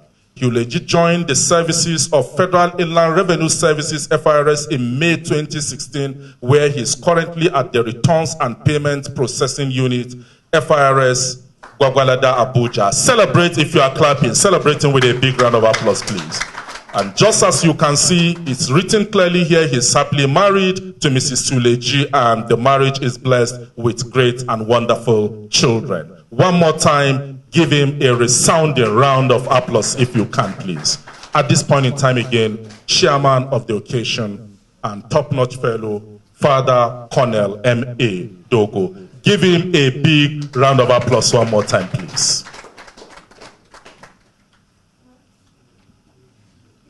Give him a resounding round of applause as he comes forward.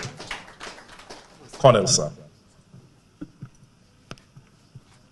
On behalf of the President and Council,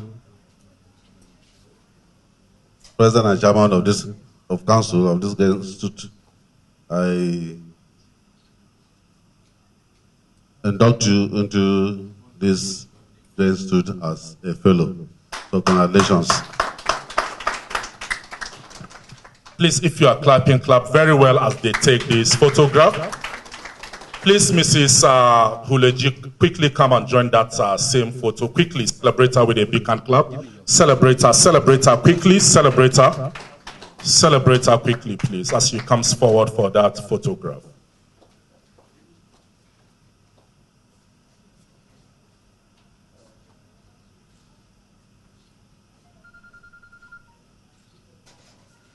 Congratulations, sir. Congratulations, man. Please, just as we earlier said, all fellows are to occupy the front row. Colonel, thank you so very much. Madam, you are relocating also to that side. Thank you. Next person we have, as I earlier mentioned, Samira Hussein Mukhtar. Hajia, please come forward. Celebrate this great woman with a very resounding round of applause if you can. Keep clapping for her, keep clapping for her, keep clapping for her as she steps forward. Keep clapping, keep clapping, keep clapping.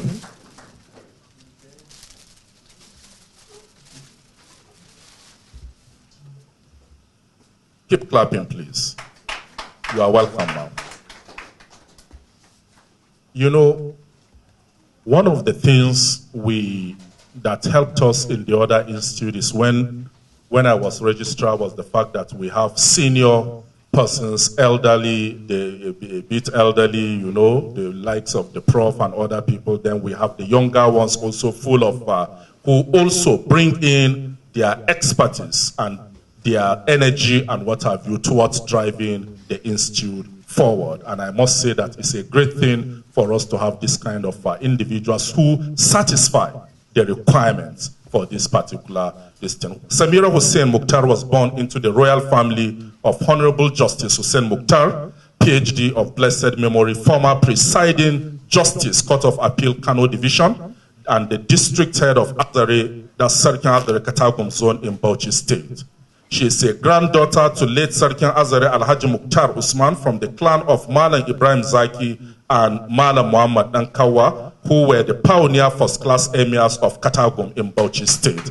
Please, if you are clapping, clap very, very well if you are celebrating her.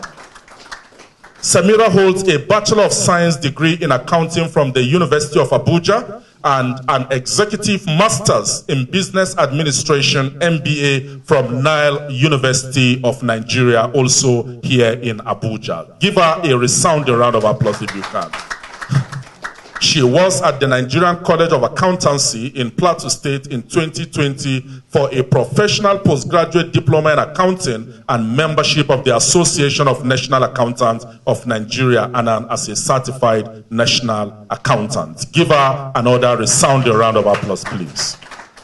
Samira Hussein Mukhtar is currently a student of the Association of Certified Chartered Accountant, ACCA. She began her career as an account officer at the National Health Insurance Scheme, NHIS, immediately after her one-year mandatory National Youth Service Corps, NYC, at the Ministry of Justice. She was promoted to the rank of Senior Account Officer at NHIS and is currently an Assistant Manager, Finance and Accounts Department, National Health Insurance Scheme. Give her a resounding round of applause, please. She's happily married to Alhaji Karibullah Abdul Qadir Dantata, the founder and chairman, Dantata Universal, co-owner, Dantata and Sowe Construction Company, and co-owner of Asada Plastic Company in Kano. Resounding round of applause if you can, as again, this time around, please, we will invite the chairman of the occasion to be flanked by Mrs. Roslyn Obinyan, a top-notch female fellow of the Institute, in support of a fellow woman like her. Celebrate the chairman as he comes forward, supported by another fellow of the Institute, Mrs. Roslyn Obinyan.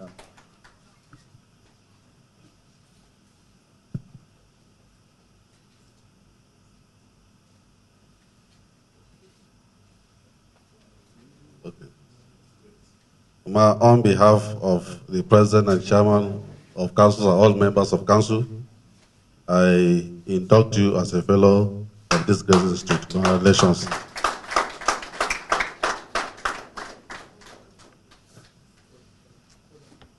Please join in the photograph. If you are celebrating Hajia Samira, give her a big round of applause one more time, please. Congratulations, ma, please. You may return to your seat. And then make sure we occupy just the front row here. Leave the seat over there. Sit down with a fellow. As a fellow of this great institute, congratulations, sir.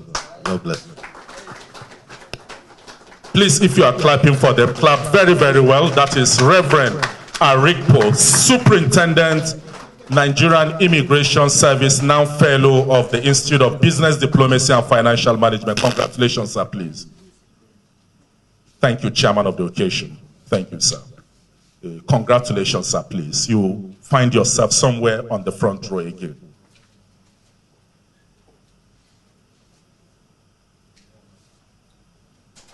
Next after that, we have on the list Sani Ahmad Haruna, Esquire. Celebrate this great barrister. If you are clapping, don't stop clapping until he finds his way here. Please keep clapping for him. Keep clapping, please. Thank you, thank you, thank you, thank you, thank you.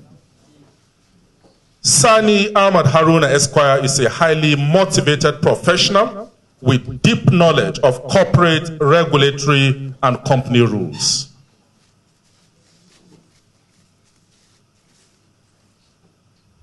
Barrister Sani Ahmad Haruna is here with his amiable wife, but just decided to hide it from us. Celebrate Mrs. Sani Haruna with a very big round of applause. Madam, you are welcome, ma, please.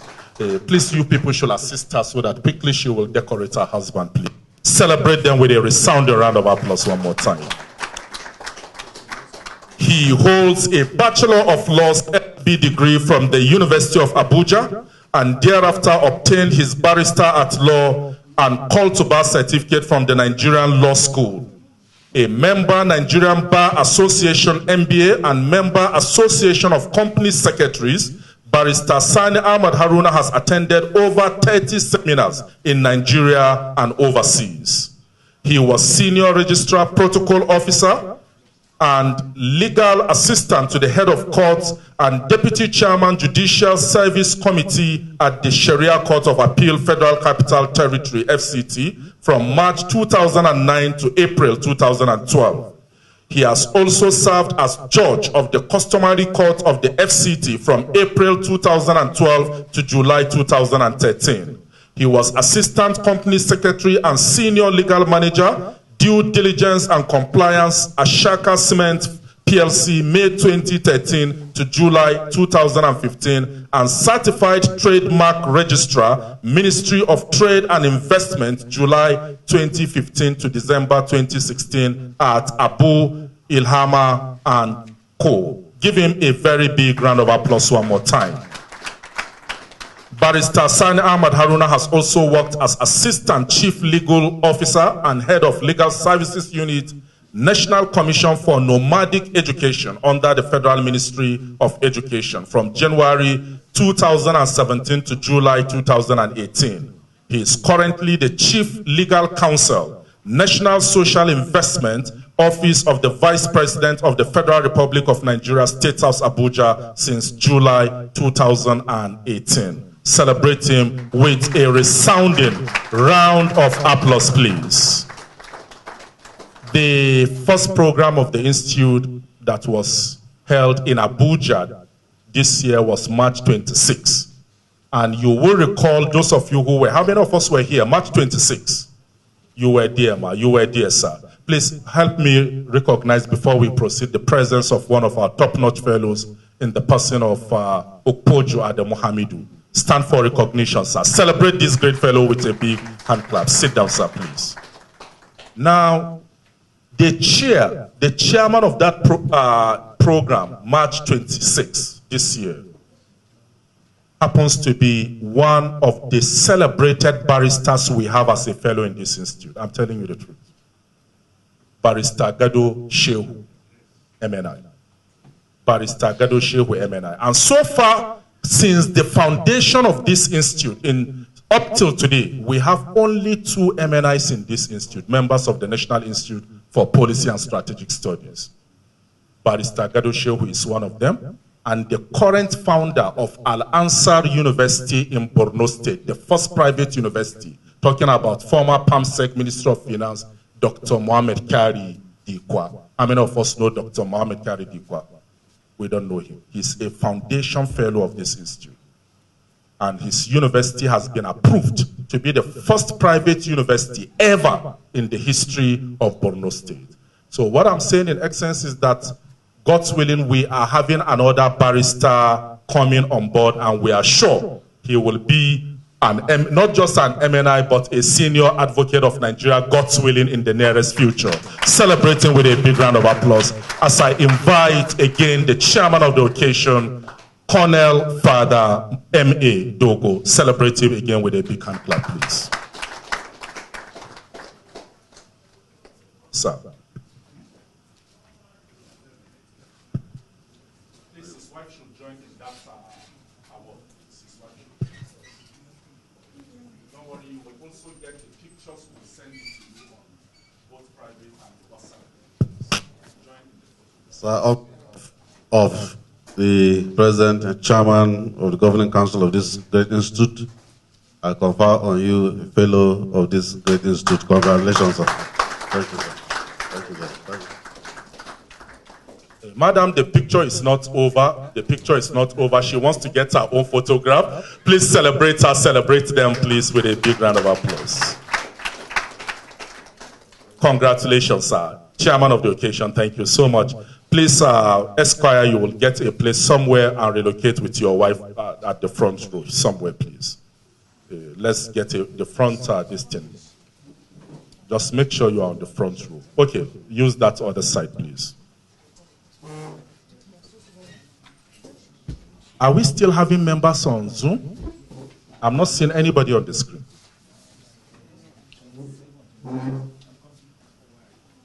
Okay, next person after that, we have Adamu Adataukara. I saw him on Zoom. Please, we'll just recognize him, but let's go to the next person, Olorun Toyosi Ayobola Thomas, which is also on Zoom.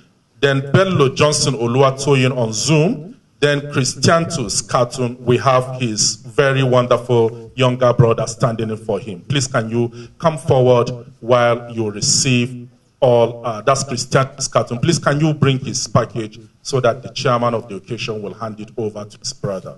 He's not here in person due to very strong reasons which he communicated to us, one of them being security reasons. And as far as we are concerned, when he wrote to me as the registrar and told me he would have wished to be here in person, but for the road he has to follow to find himself here, I say, if your mind doesn't give you, please stay there. That's just so. His brother is resident here in Abuja and knows how he will send that. When he's free to come, he can come for other MCPD programs. Colonel, please, can you come and make just the presentation to his brother? With the academic gown and everything, please. Bring everything with the academic gown. Thank you. Sir.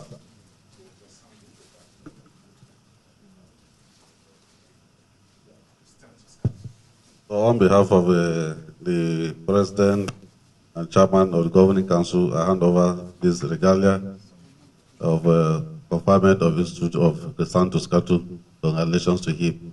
Thank you. You are clapping, clap very, very well. You are clapping.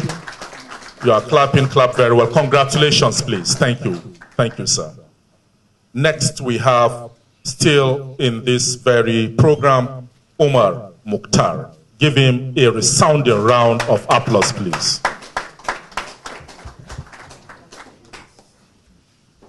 Give him a resounding round of applause, please.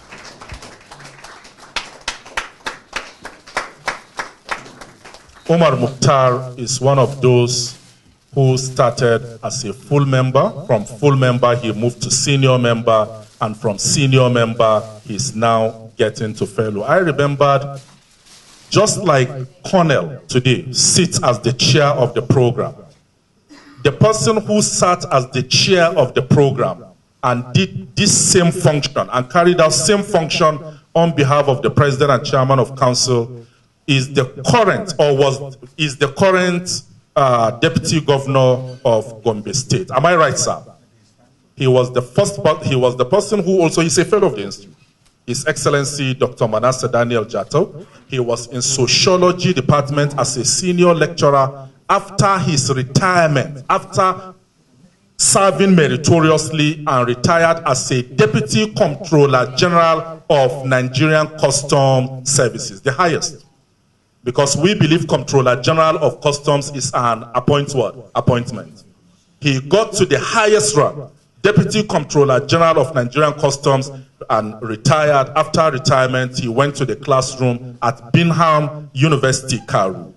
It was from there that he was picked as a running mate to the current governor of Gombe State. He was the one who inducted this young officer of the Nigerian Customs Service, I remembered when he inducted him full member. I told him, I say, Your Excellency, this person is a young customs officer, and you were there. You saw and you conquered and got to the highest rank there. What would you say to him? His Excellency looked at him. I know, Mukhtar, can you remember what he told you?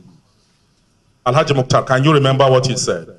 He just told him that he should make sure he stands by the truth. That was so.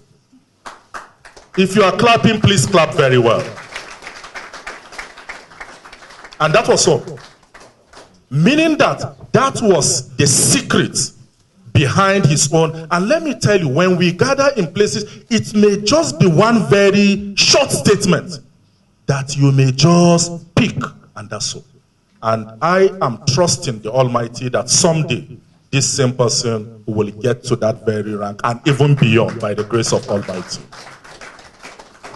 Standing before us is Umar Mukhtar, who also hails from the same royal family of Alhaji. Where is Hajia Samira? She just sat down. Look at your elder brother again, and you just sat down as if, please celebrate her with a big round of applause, please.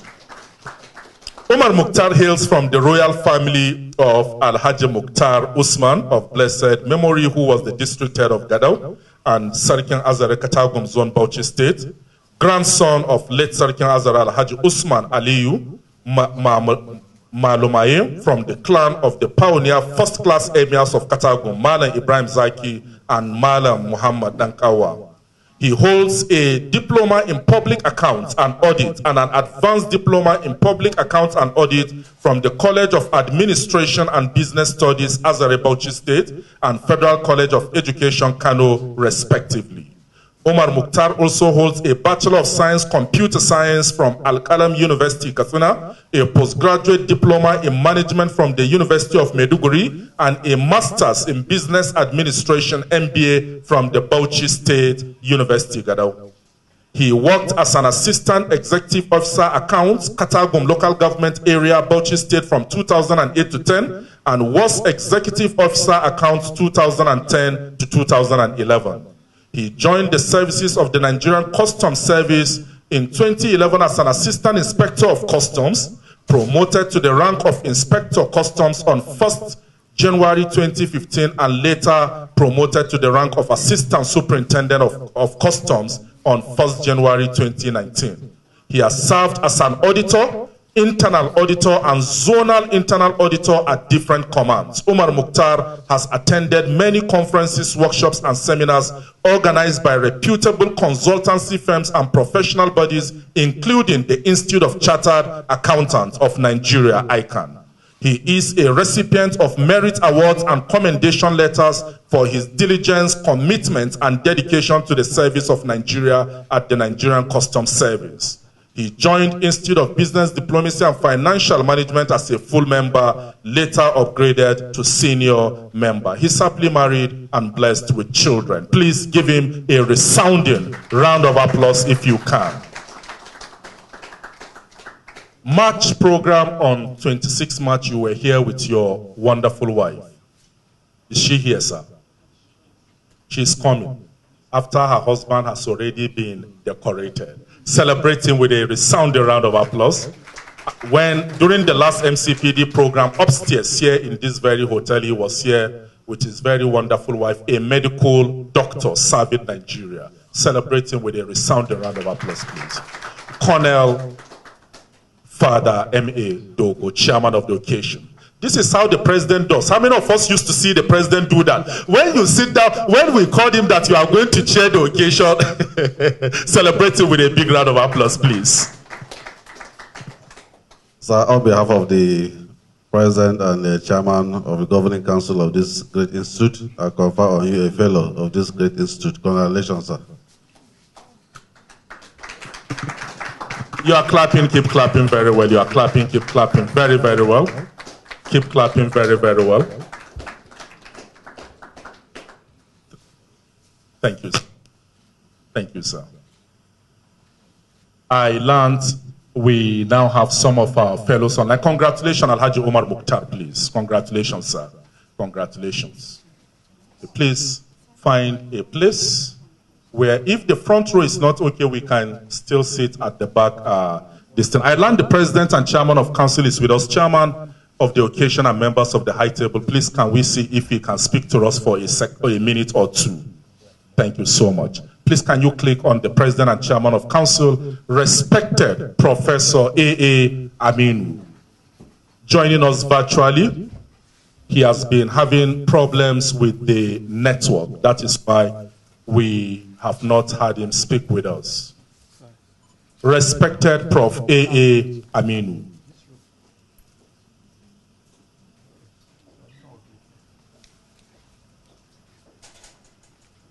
Is the network a bit stable? Prof, if you can hear us, please, we want you to just speak to the House for 1 or 2 minutes, Prof. The network, again, is not stable. Chairman of the occasion, permit us to proceed, please. Thank you. Next, we have the woman who happens to be one of the first women to be on the high table before her induction as a fellow of the institute. You see how destiny works. And that is because there was no female fellow as at the time the high table was called. Mrs. Obinyan has never been a person who comes late to our event. I'm sure something must have pulled her on the butt. That is how destiny works. And today we have her to be inducted for the first time as a fellow, and she's already seated on the high table as a fellow. Celebrate her with a big round of applause, please. Mrs. Fadaunsi Shola. Keep clapping for her. Keep clapping for her as she comes forward, please. And I would like the only female fellow present so far, not the one inducted today, the only old female fellow in the house, because now we have about 2 female fellows joining today now. But Obinyan Roslyn, top-notch fellow, give her a big hand clap as she joins in this very decoration before we invite the chairman of the occasion. Standing before us, please, let's do the decoration. Quickly, please, let's do the decoration. Let's do the decoration. Shola Fadaunsi holds a national diploma and a higher national diploma in accountancy from the Federal Polytechnic, Nasarawa. She has been a senior member, Institute of Business, Diplomacy and Financial Management in good standing, and has attended many mandatory continuing professional development programs of the Institute. Shola Fadaunsi has worked with ASO Radio and Television Abuja for over 20 years, from 1998 to 2020, where she served in different capacities at different times as stores officer, pension desk officer, producer in charge of Yoruba programs, clerical officer, administrative department, and so many others. She joined the services of the Federal Capital Territory Administration, FCTA, in 2020, where she is currently a principal executive officer accounts. Please celebrate her with a big round of applause at the Treasury Department now. Thank you so much. She has attended many seminars, workshops, conferences, and short courses, happily married to Mr. Olarin Fadaunsi, and the marriage is blessed with a great and a very happy family. Celebrate her one more time with a resounding round of applause as we invite chair of today's program, Colonel Father M.A. Dogo. Father, sir.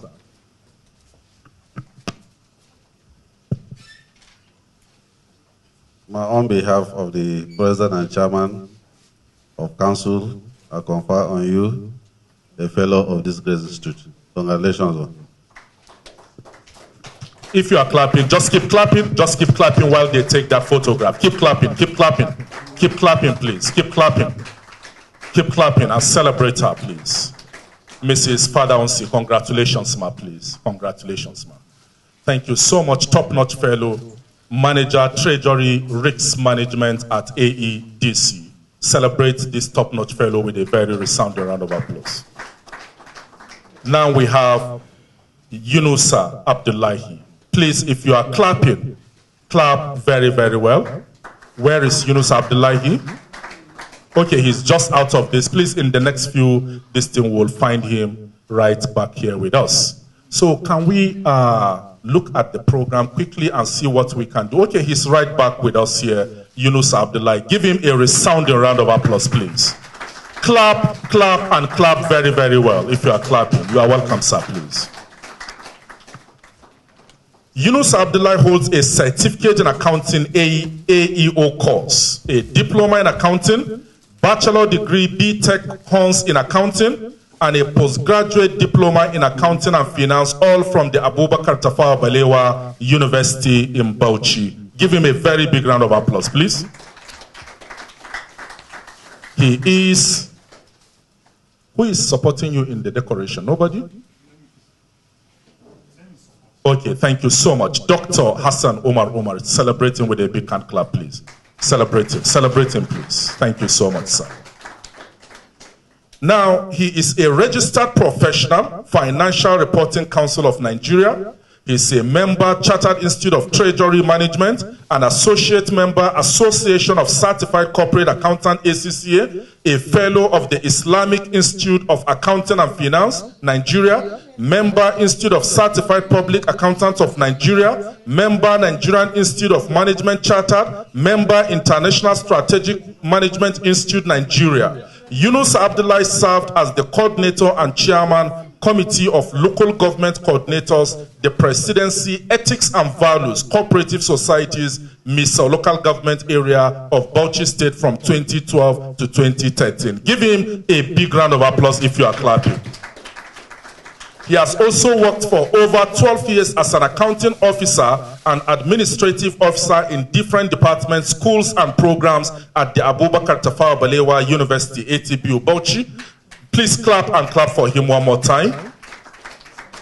Before transferring his meritorious services to the office of the Auditor General for the Federation, where he was Senior Auditor 2017 to 2020 and Principal Auditor 2020 till date. Celebrate him with a big hand clap if you can. He is the Managing Director, Chief Executive Officer, Hydrapsan Nigeria Limited, Bauchi, 2008 till date, and has aspired to be a member, House of Representatives, Misau, Dambam, Federal Constituency, Bauchi, in 2011. Give him a resounding round of applause, please. He is the Managing Director, he was also the first national president, late Sir Abubakar Tafawa Balewa Memorial Foundation, among other responsibilities at both local, state, and federal government levels, too numerous to mention. He has attended many conferences, workshops, and seminars. Yunus Abdullahi is married and blessed with wonderful family. Give him a big round of applause one more time as we invite chair of today's program for this final function in this very segment. Celebrating with a very big round of applause, please. Thank you, sir. Yes, sir. So on behalf of the President, Chairman of Governing Council of this great institute, I confer on you a fellow of this institute. Congratulations, sir.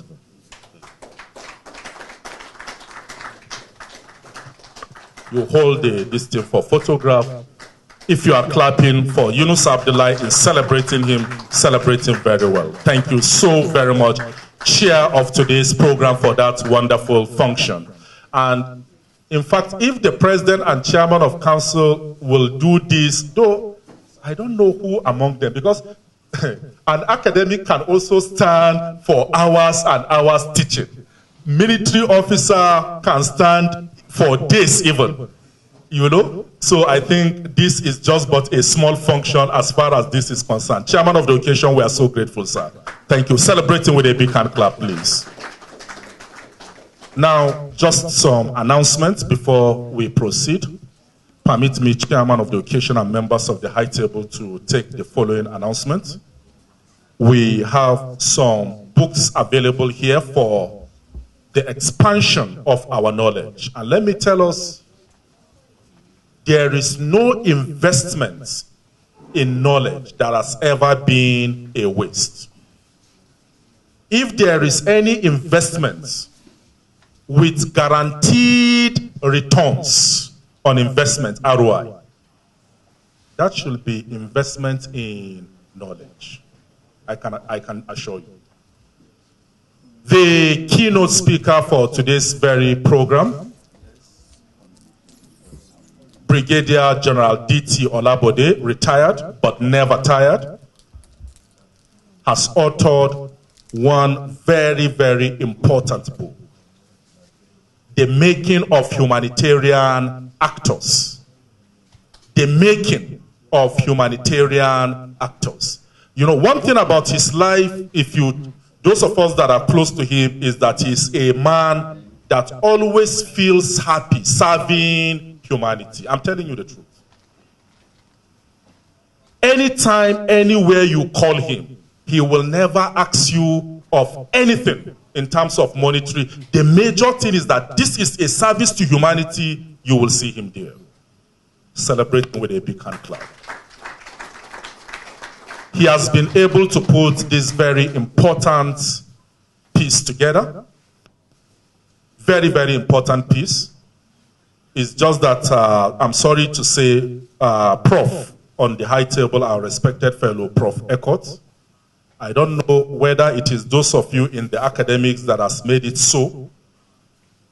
You know, you will see a prof will put something like this, sit down and put his time, energy, and brain, intellect, and then you will see. They will now tell you, how much is this? You will now see 2,000, 2,000, 1,005, this and that. I say, I don't know. Maybe because of the background they are coming from. You know, most times when you meet those in the academics, and because of the way government handles our educational sector, that is one of the problems. I'm telling you, not the necessary attention is given to the educational country. And that is why we can have all our public universities shut down for over 5 months and still counting. Over 5 months. It's the way they are handling the academics that you will now see a lecturer will write a book, and I don't know if they are even able to recoup the cost of production, not to talk of a little token for at least the energy and the intellect which cannot be paid for. The reason why I'm saying this is that when I went somewhere, we went to Maiduguri and I introduced this book. A very wonderful book like this. And when I said 5,000 naira is the cover price, you need to see. They were looking at the registrar. I just became a television. I say, Please, if you are in this place and you have a copy of this book, raise up your hand. If you have a copy of this book, raise up your hand. A full member of the Institute, our sister Gloria. Please celebrate. Stand up for recognition. Those of you who are on the high table, top-notch fellows, Brig Gen, our colonel, our governing council member, you also know that once a person is inducted into the institute and has been on the high table at the beginning of the program, President says you are only to sign and submit. Straightforward. Celebrating with a big round of applause, please. That's the rule. We have never done a program. If the president is still with us and he now sees the prof taking, and you know, the sentiment will even be, apart from the rule again, he will say, Registrar, you are telling your prof to stand up and take a celebrate prof with a big hand clap, please. Now, for the rest of you standing, please, you will just say after him as he administers. Governing Council members. Thank you very much, the Prof, for the members. The registrar, let's forget about the nicknames outside. No, we have a Prof here. Okay, you are thanking the Prof. The chairman. Okay, thank you. And the registrar too. Please, you repeat after me.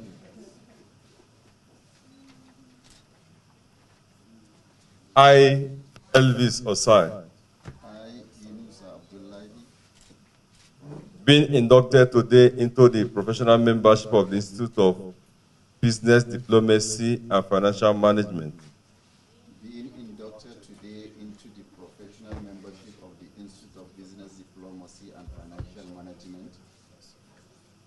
as a fellow.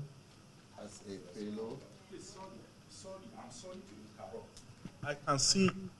Are you not being inducted today, sir? Where is Sir Aya Jibrin? You are to be you are being inducted as a full member, whether fellow, senior, full, associate, or you are to stand up and take this oath. Please stand up and take the oath. I'm sorry for the because once that is not done, then your membership is questionable. Thank you. Okay, let's continue. Do we start afresh? Okay.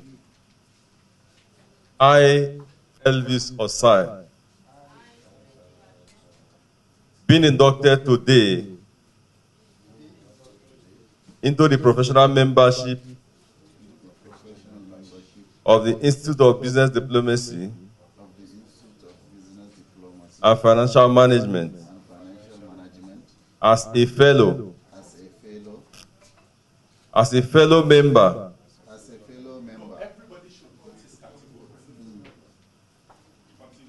Okay, do hereby solemnly affirm that I shall at all times abide by the rules and regulations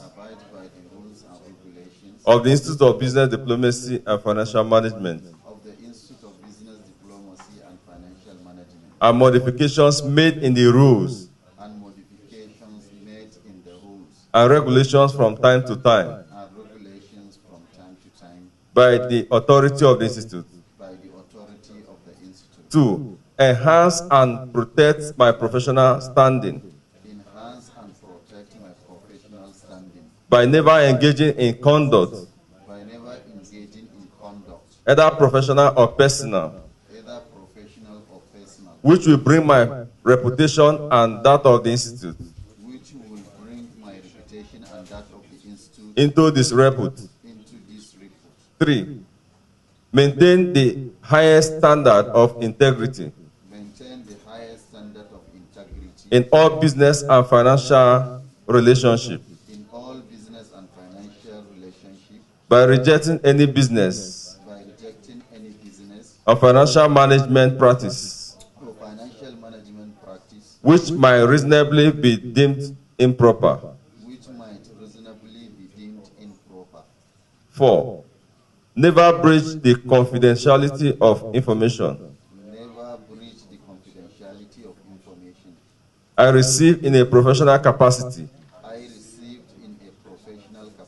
as a professional business diplomacy and financial manager. 5. Promote eradication of unethical business and financial practices by continually developing my knowledge of business management, entrepreneurship, business diplomacy, fraud and corruption issues, and applying this in my professional life. 6. Respect the laws of the land. 7. Pay my annual subscription, which becomes due on every 1st of January. So help me God. Please, a round of applause. Thank you very much, Dr. Elvis Osai, Registrar, Institute of Strategic Entrepreneurs of Nigeria and Governing Council member of IBDFM. Celebrate him. And let's put our hands together for all the newly inducted members. Please celebrate them. You may take your seat now. So at this point in time, we quickly move. I think we may add 10 minutes out of 12 before leaving here the way I'm seeing time, but we will be very snappy. Now, next is presentation of professional membership certificate to the inductees. Newly inducted members, please. These ones are the senior members today. Please, to present this certificate to the senior members will be Governing Council member Dr. Ochagoba Edwin to senior members today. Dr. Ochagoba Edwin, celebrating with a big hand clap, please. Please, once you hear your name, you come and collect your certificate. Inducted senior member just today is Huleji Lashe. Please, give her a big round of applause as she comes forward. Wife of now a fellow of the Institute, Mr. Huleji Simeon Wabari. Celebrate Mrs. Huleji as she comes forward, please.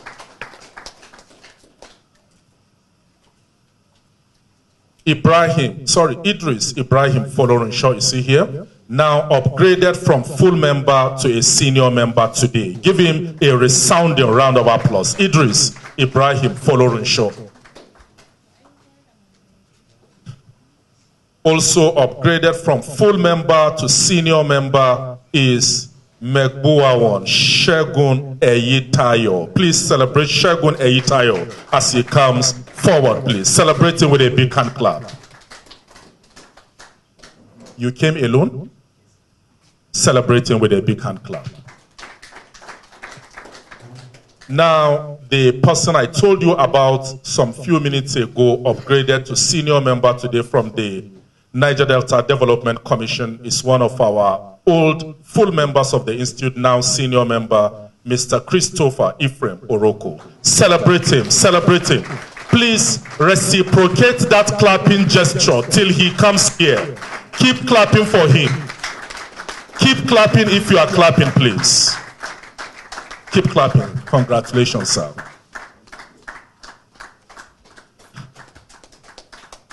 Congratulations, sir. No. And again, for those of you, just to help in thanking God for his life, after his induction as a full member 2018, who has also given both application forms for many who joined the Institute then.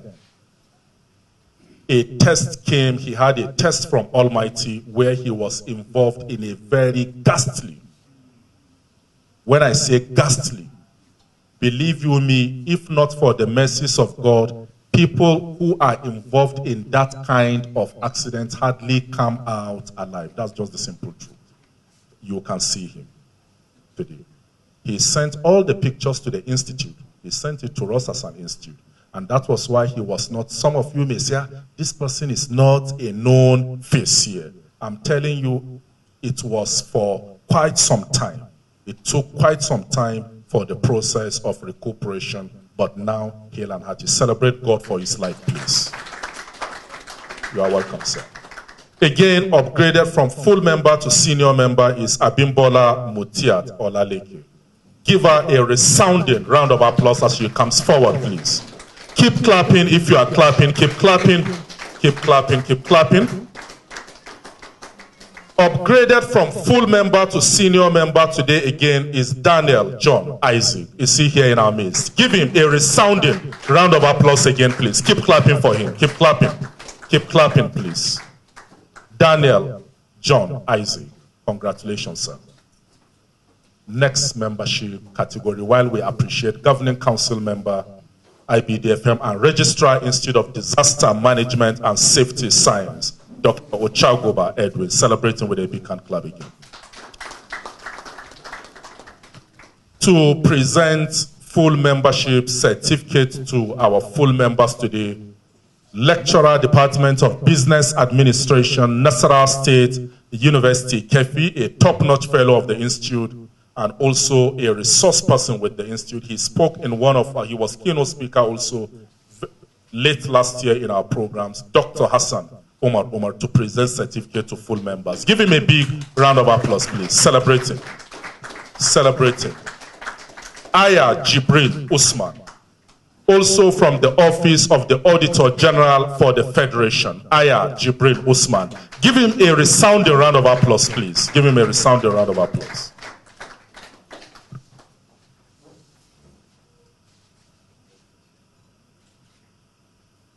Nuruddin Abubakar, upgraded from associate member to a full member of the Institute. Celebrate him with a big round of applause, please. Keep clapping for Nuruddin, please. Keep clapping for him. Congratulations, please. then upgraded from associate to full member. We have her here. I think, are you in company of mommy here? She's in company of her beloved mother. We have her here in our midst, Okewi Abidemi Blessing, with her mother. Please, mommy, you can join your daughter. Celebrate them as they come forward. Please celebrate them. Celebrate them. You know, that is why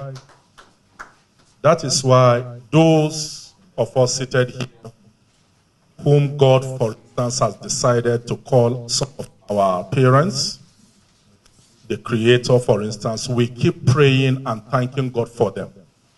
The reason being that there is nobody that can support you like them, to be very sincere with you. When members of the High Table, Chairman, sir, when this lady who just left, this young lady who left here with her mother, when she was to join the institute, then she was a serving corps member. And when we went through her credentials, we said she needs to take professional exams. We need to examine her based on our criteria.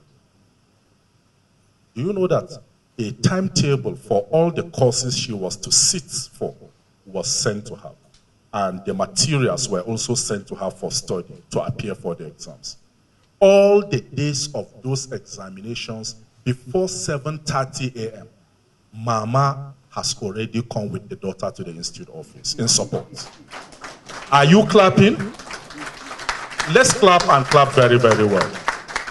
And our only prayer is that such a person, may we all make our parents proud. That's just the whole distance of the story. Thank you so much for coming. Next, again, we have associate to full member, Mrs. Abba Cecilia Susan. Is she here in our midst? Please, if you are clapping for this great woman, celebrate her with a big round of applause, please. Celebrate her, celebrate her. Mrs. Abba Cecilia Susan, also a committed member of the Institute, graduate of business admin, I think University of Abuja, isn't it? They are all products with this thing, they are all products of our prof, U.D. Mohammed.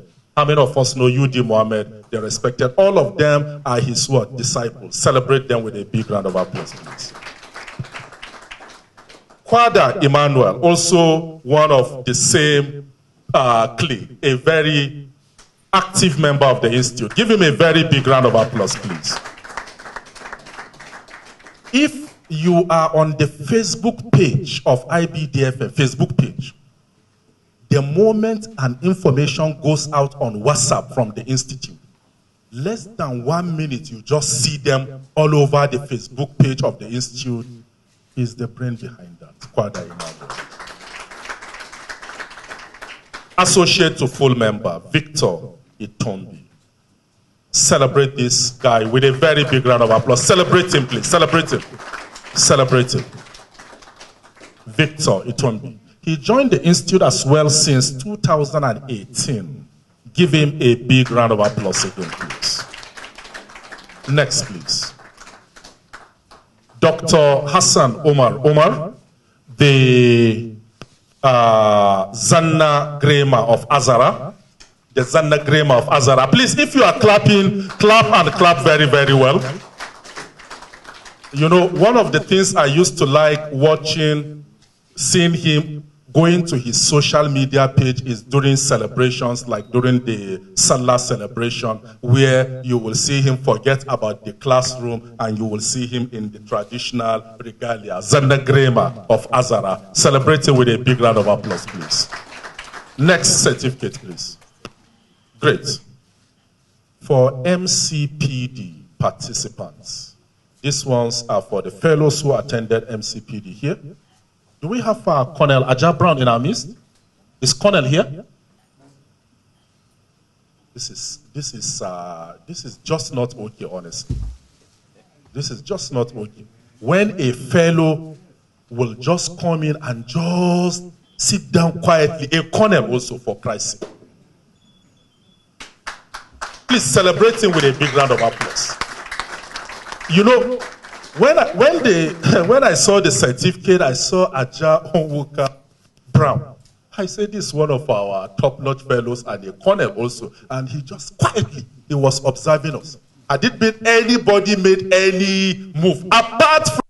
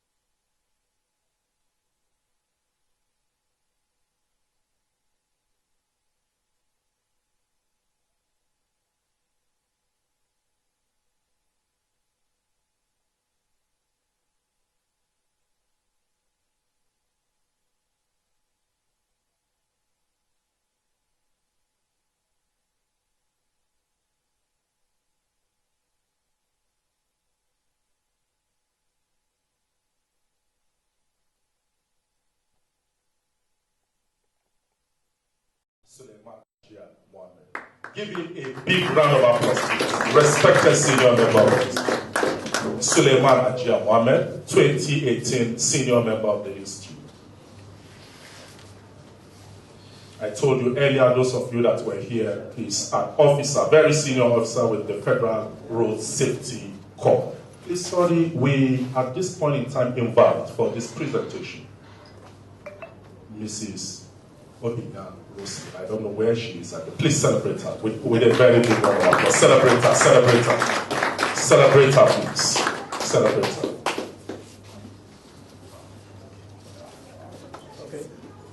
Next, we have another very committed senior member of the Institute, Solomon Wotwai Wookson. Celebrate this man with a very resounding round of applause if you are clapping, please.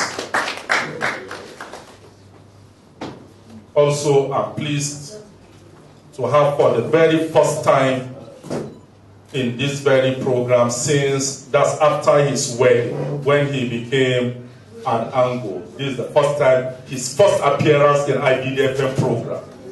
I am glad to introduce Salisu Yusuf. Are you with your beloved wife here? This guy, oh my goodness. We need to, Colin said we will sanction you. Honestly, be very careful. The Salisu Yusuf celebrate this great guy with a very big round of applause, please. His first appearance in IBDFM program after his wedding. I think the wedding fell on the same day with our program. March 26. Our first program up there. That day, as we were in that program, he was tying the knot. Celebrating one more time. Celebrating. Congratulations one more time. Next, we have Ali Jamila.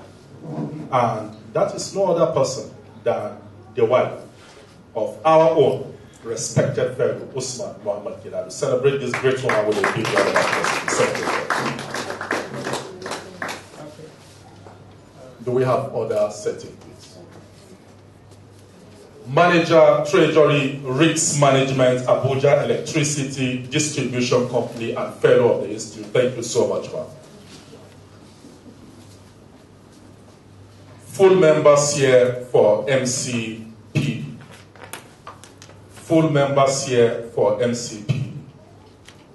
This one is my own very beloved sister, but the name, the surname, I will ask my own fellow to help me call this name so that I will learn for the first time. Ma'am, using her assistant. I go home, Gloria, you go home. Please listen, see, if your registrar were left to call this his sister's name, all of you would have left this. That would have been the end of this program. Go ahead, Malaysia. I go home, Gloria, you go home. Celebrate her with a very big round of applause. Please celebrate her with a big round of applause. At this point in time, we will still call our own respected Professor Basil Akman Ekot for this presentation. Prof, sir, give him a resounding round of applause as Prof comes forward. Celebrate it, celebrate it, celebrate it. All right.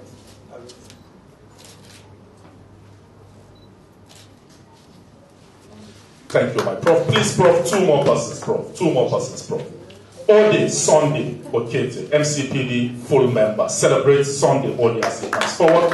Sunday Ode has been a member of this institute since 2018 in good standing. Give him a resounding round of applause. Last but not the least, we have the author of that book on the self-reliance mentality in the person of Peter Swande. Is he here? He's not here. Prof. B.A. Ekot. Father, we are so grateful, sir. Celebrate him with a resounding round of applause, please.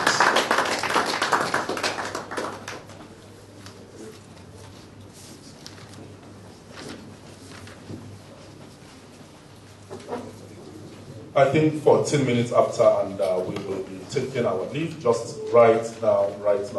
So please, we started by taking a closing prayer, an opening prayer in the Christian faith, led by now fellow of the Institute, formerly senior member of the Institute, a superintendent, Nigerian Immigration service, that's now fellow of the Institute. He gave us the opening prayer then, Reverend Ita Eyong Aripo, now IBDFM. So we will be taking a closing prayer in the Islamic faith. Please, is this not Ali Nakura?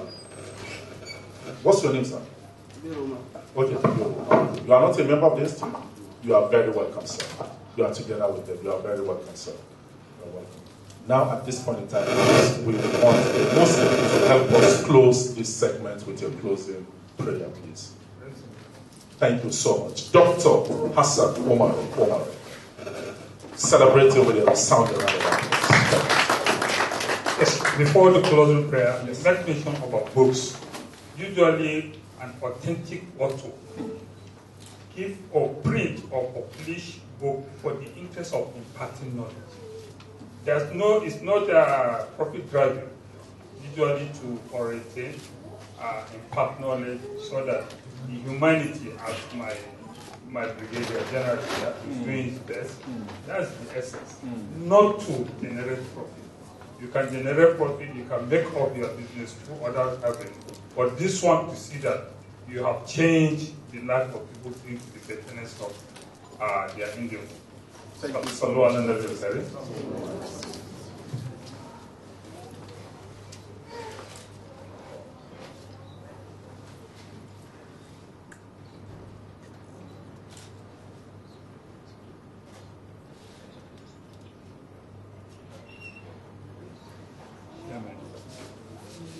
Can we celebrate him with a resounding round of applause, please? At this point in time, before we stand for the national anthem and we go out for just a group photograph outside there at the frontage there, we'll just take the closing remarks for just a vote of in form of closing remarks by the chairman for just 1 minute. Let him speak before we take the national anthem. Chairman, sir.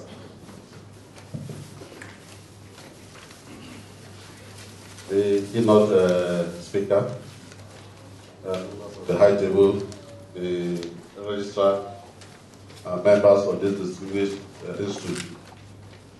It has been a great day as we come closer to the end of this program.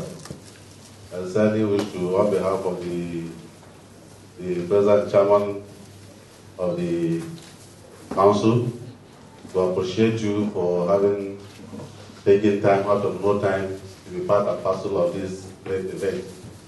I want also to congratulate all of us who have been raised up to the next level of this institute.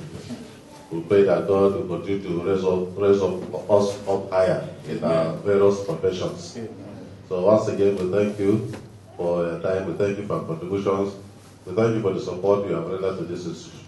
We pray that God will bless you according to His own ways. And as you go back, may the good Lord grant you journey mercies. Through Christ, Lord. Thank you, sir. That was the closing remarks by the chairman of today's occasion, top-notch fellow, Colonel Father M.A. Dogo. Shall we rise for the national anthem in closing, please? National anthem after the count of 1. 1, sing. Arise, O compatriots, Nigeria's call obey, to serve our fatherland with love and strength and faith. The labor of our heroes past shall never be in vain, to serve with heart and might, one nation bound in freedom, peace and unity. Thank you and God bless you all. Please, before we leave, what we are looking at is all fellows of the Institute, both on academic gown and those not on academic gown, can come out. The beloved, can we stand? Fellows only, let it be outside. Please let us move outside for a general group photograph. Thank you so very much. The beloved, please go and guide us outside, please. Sir.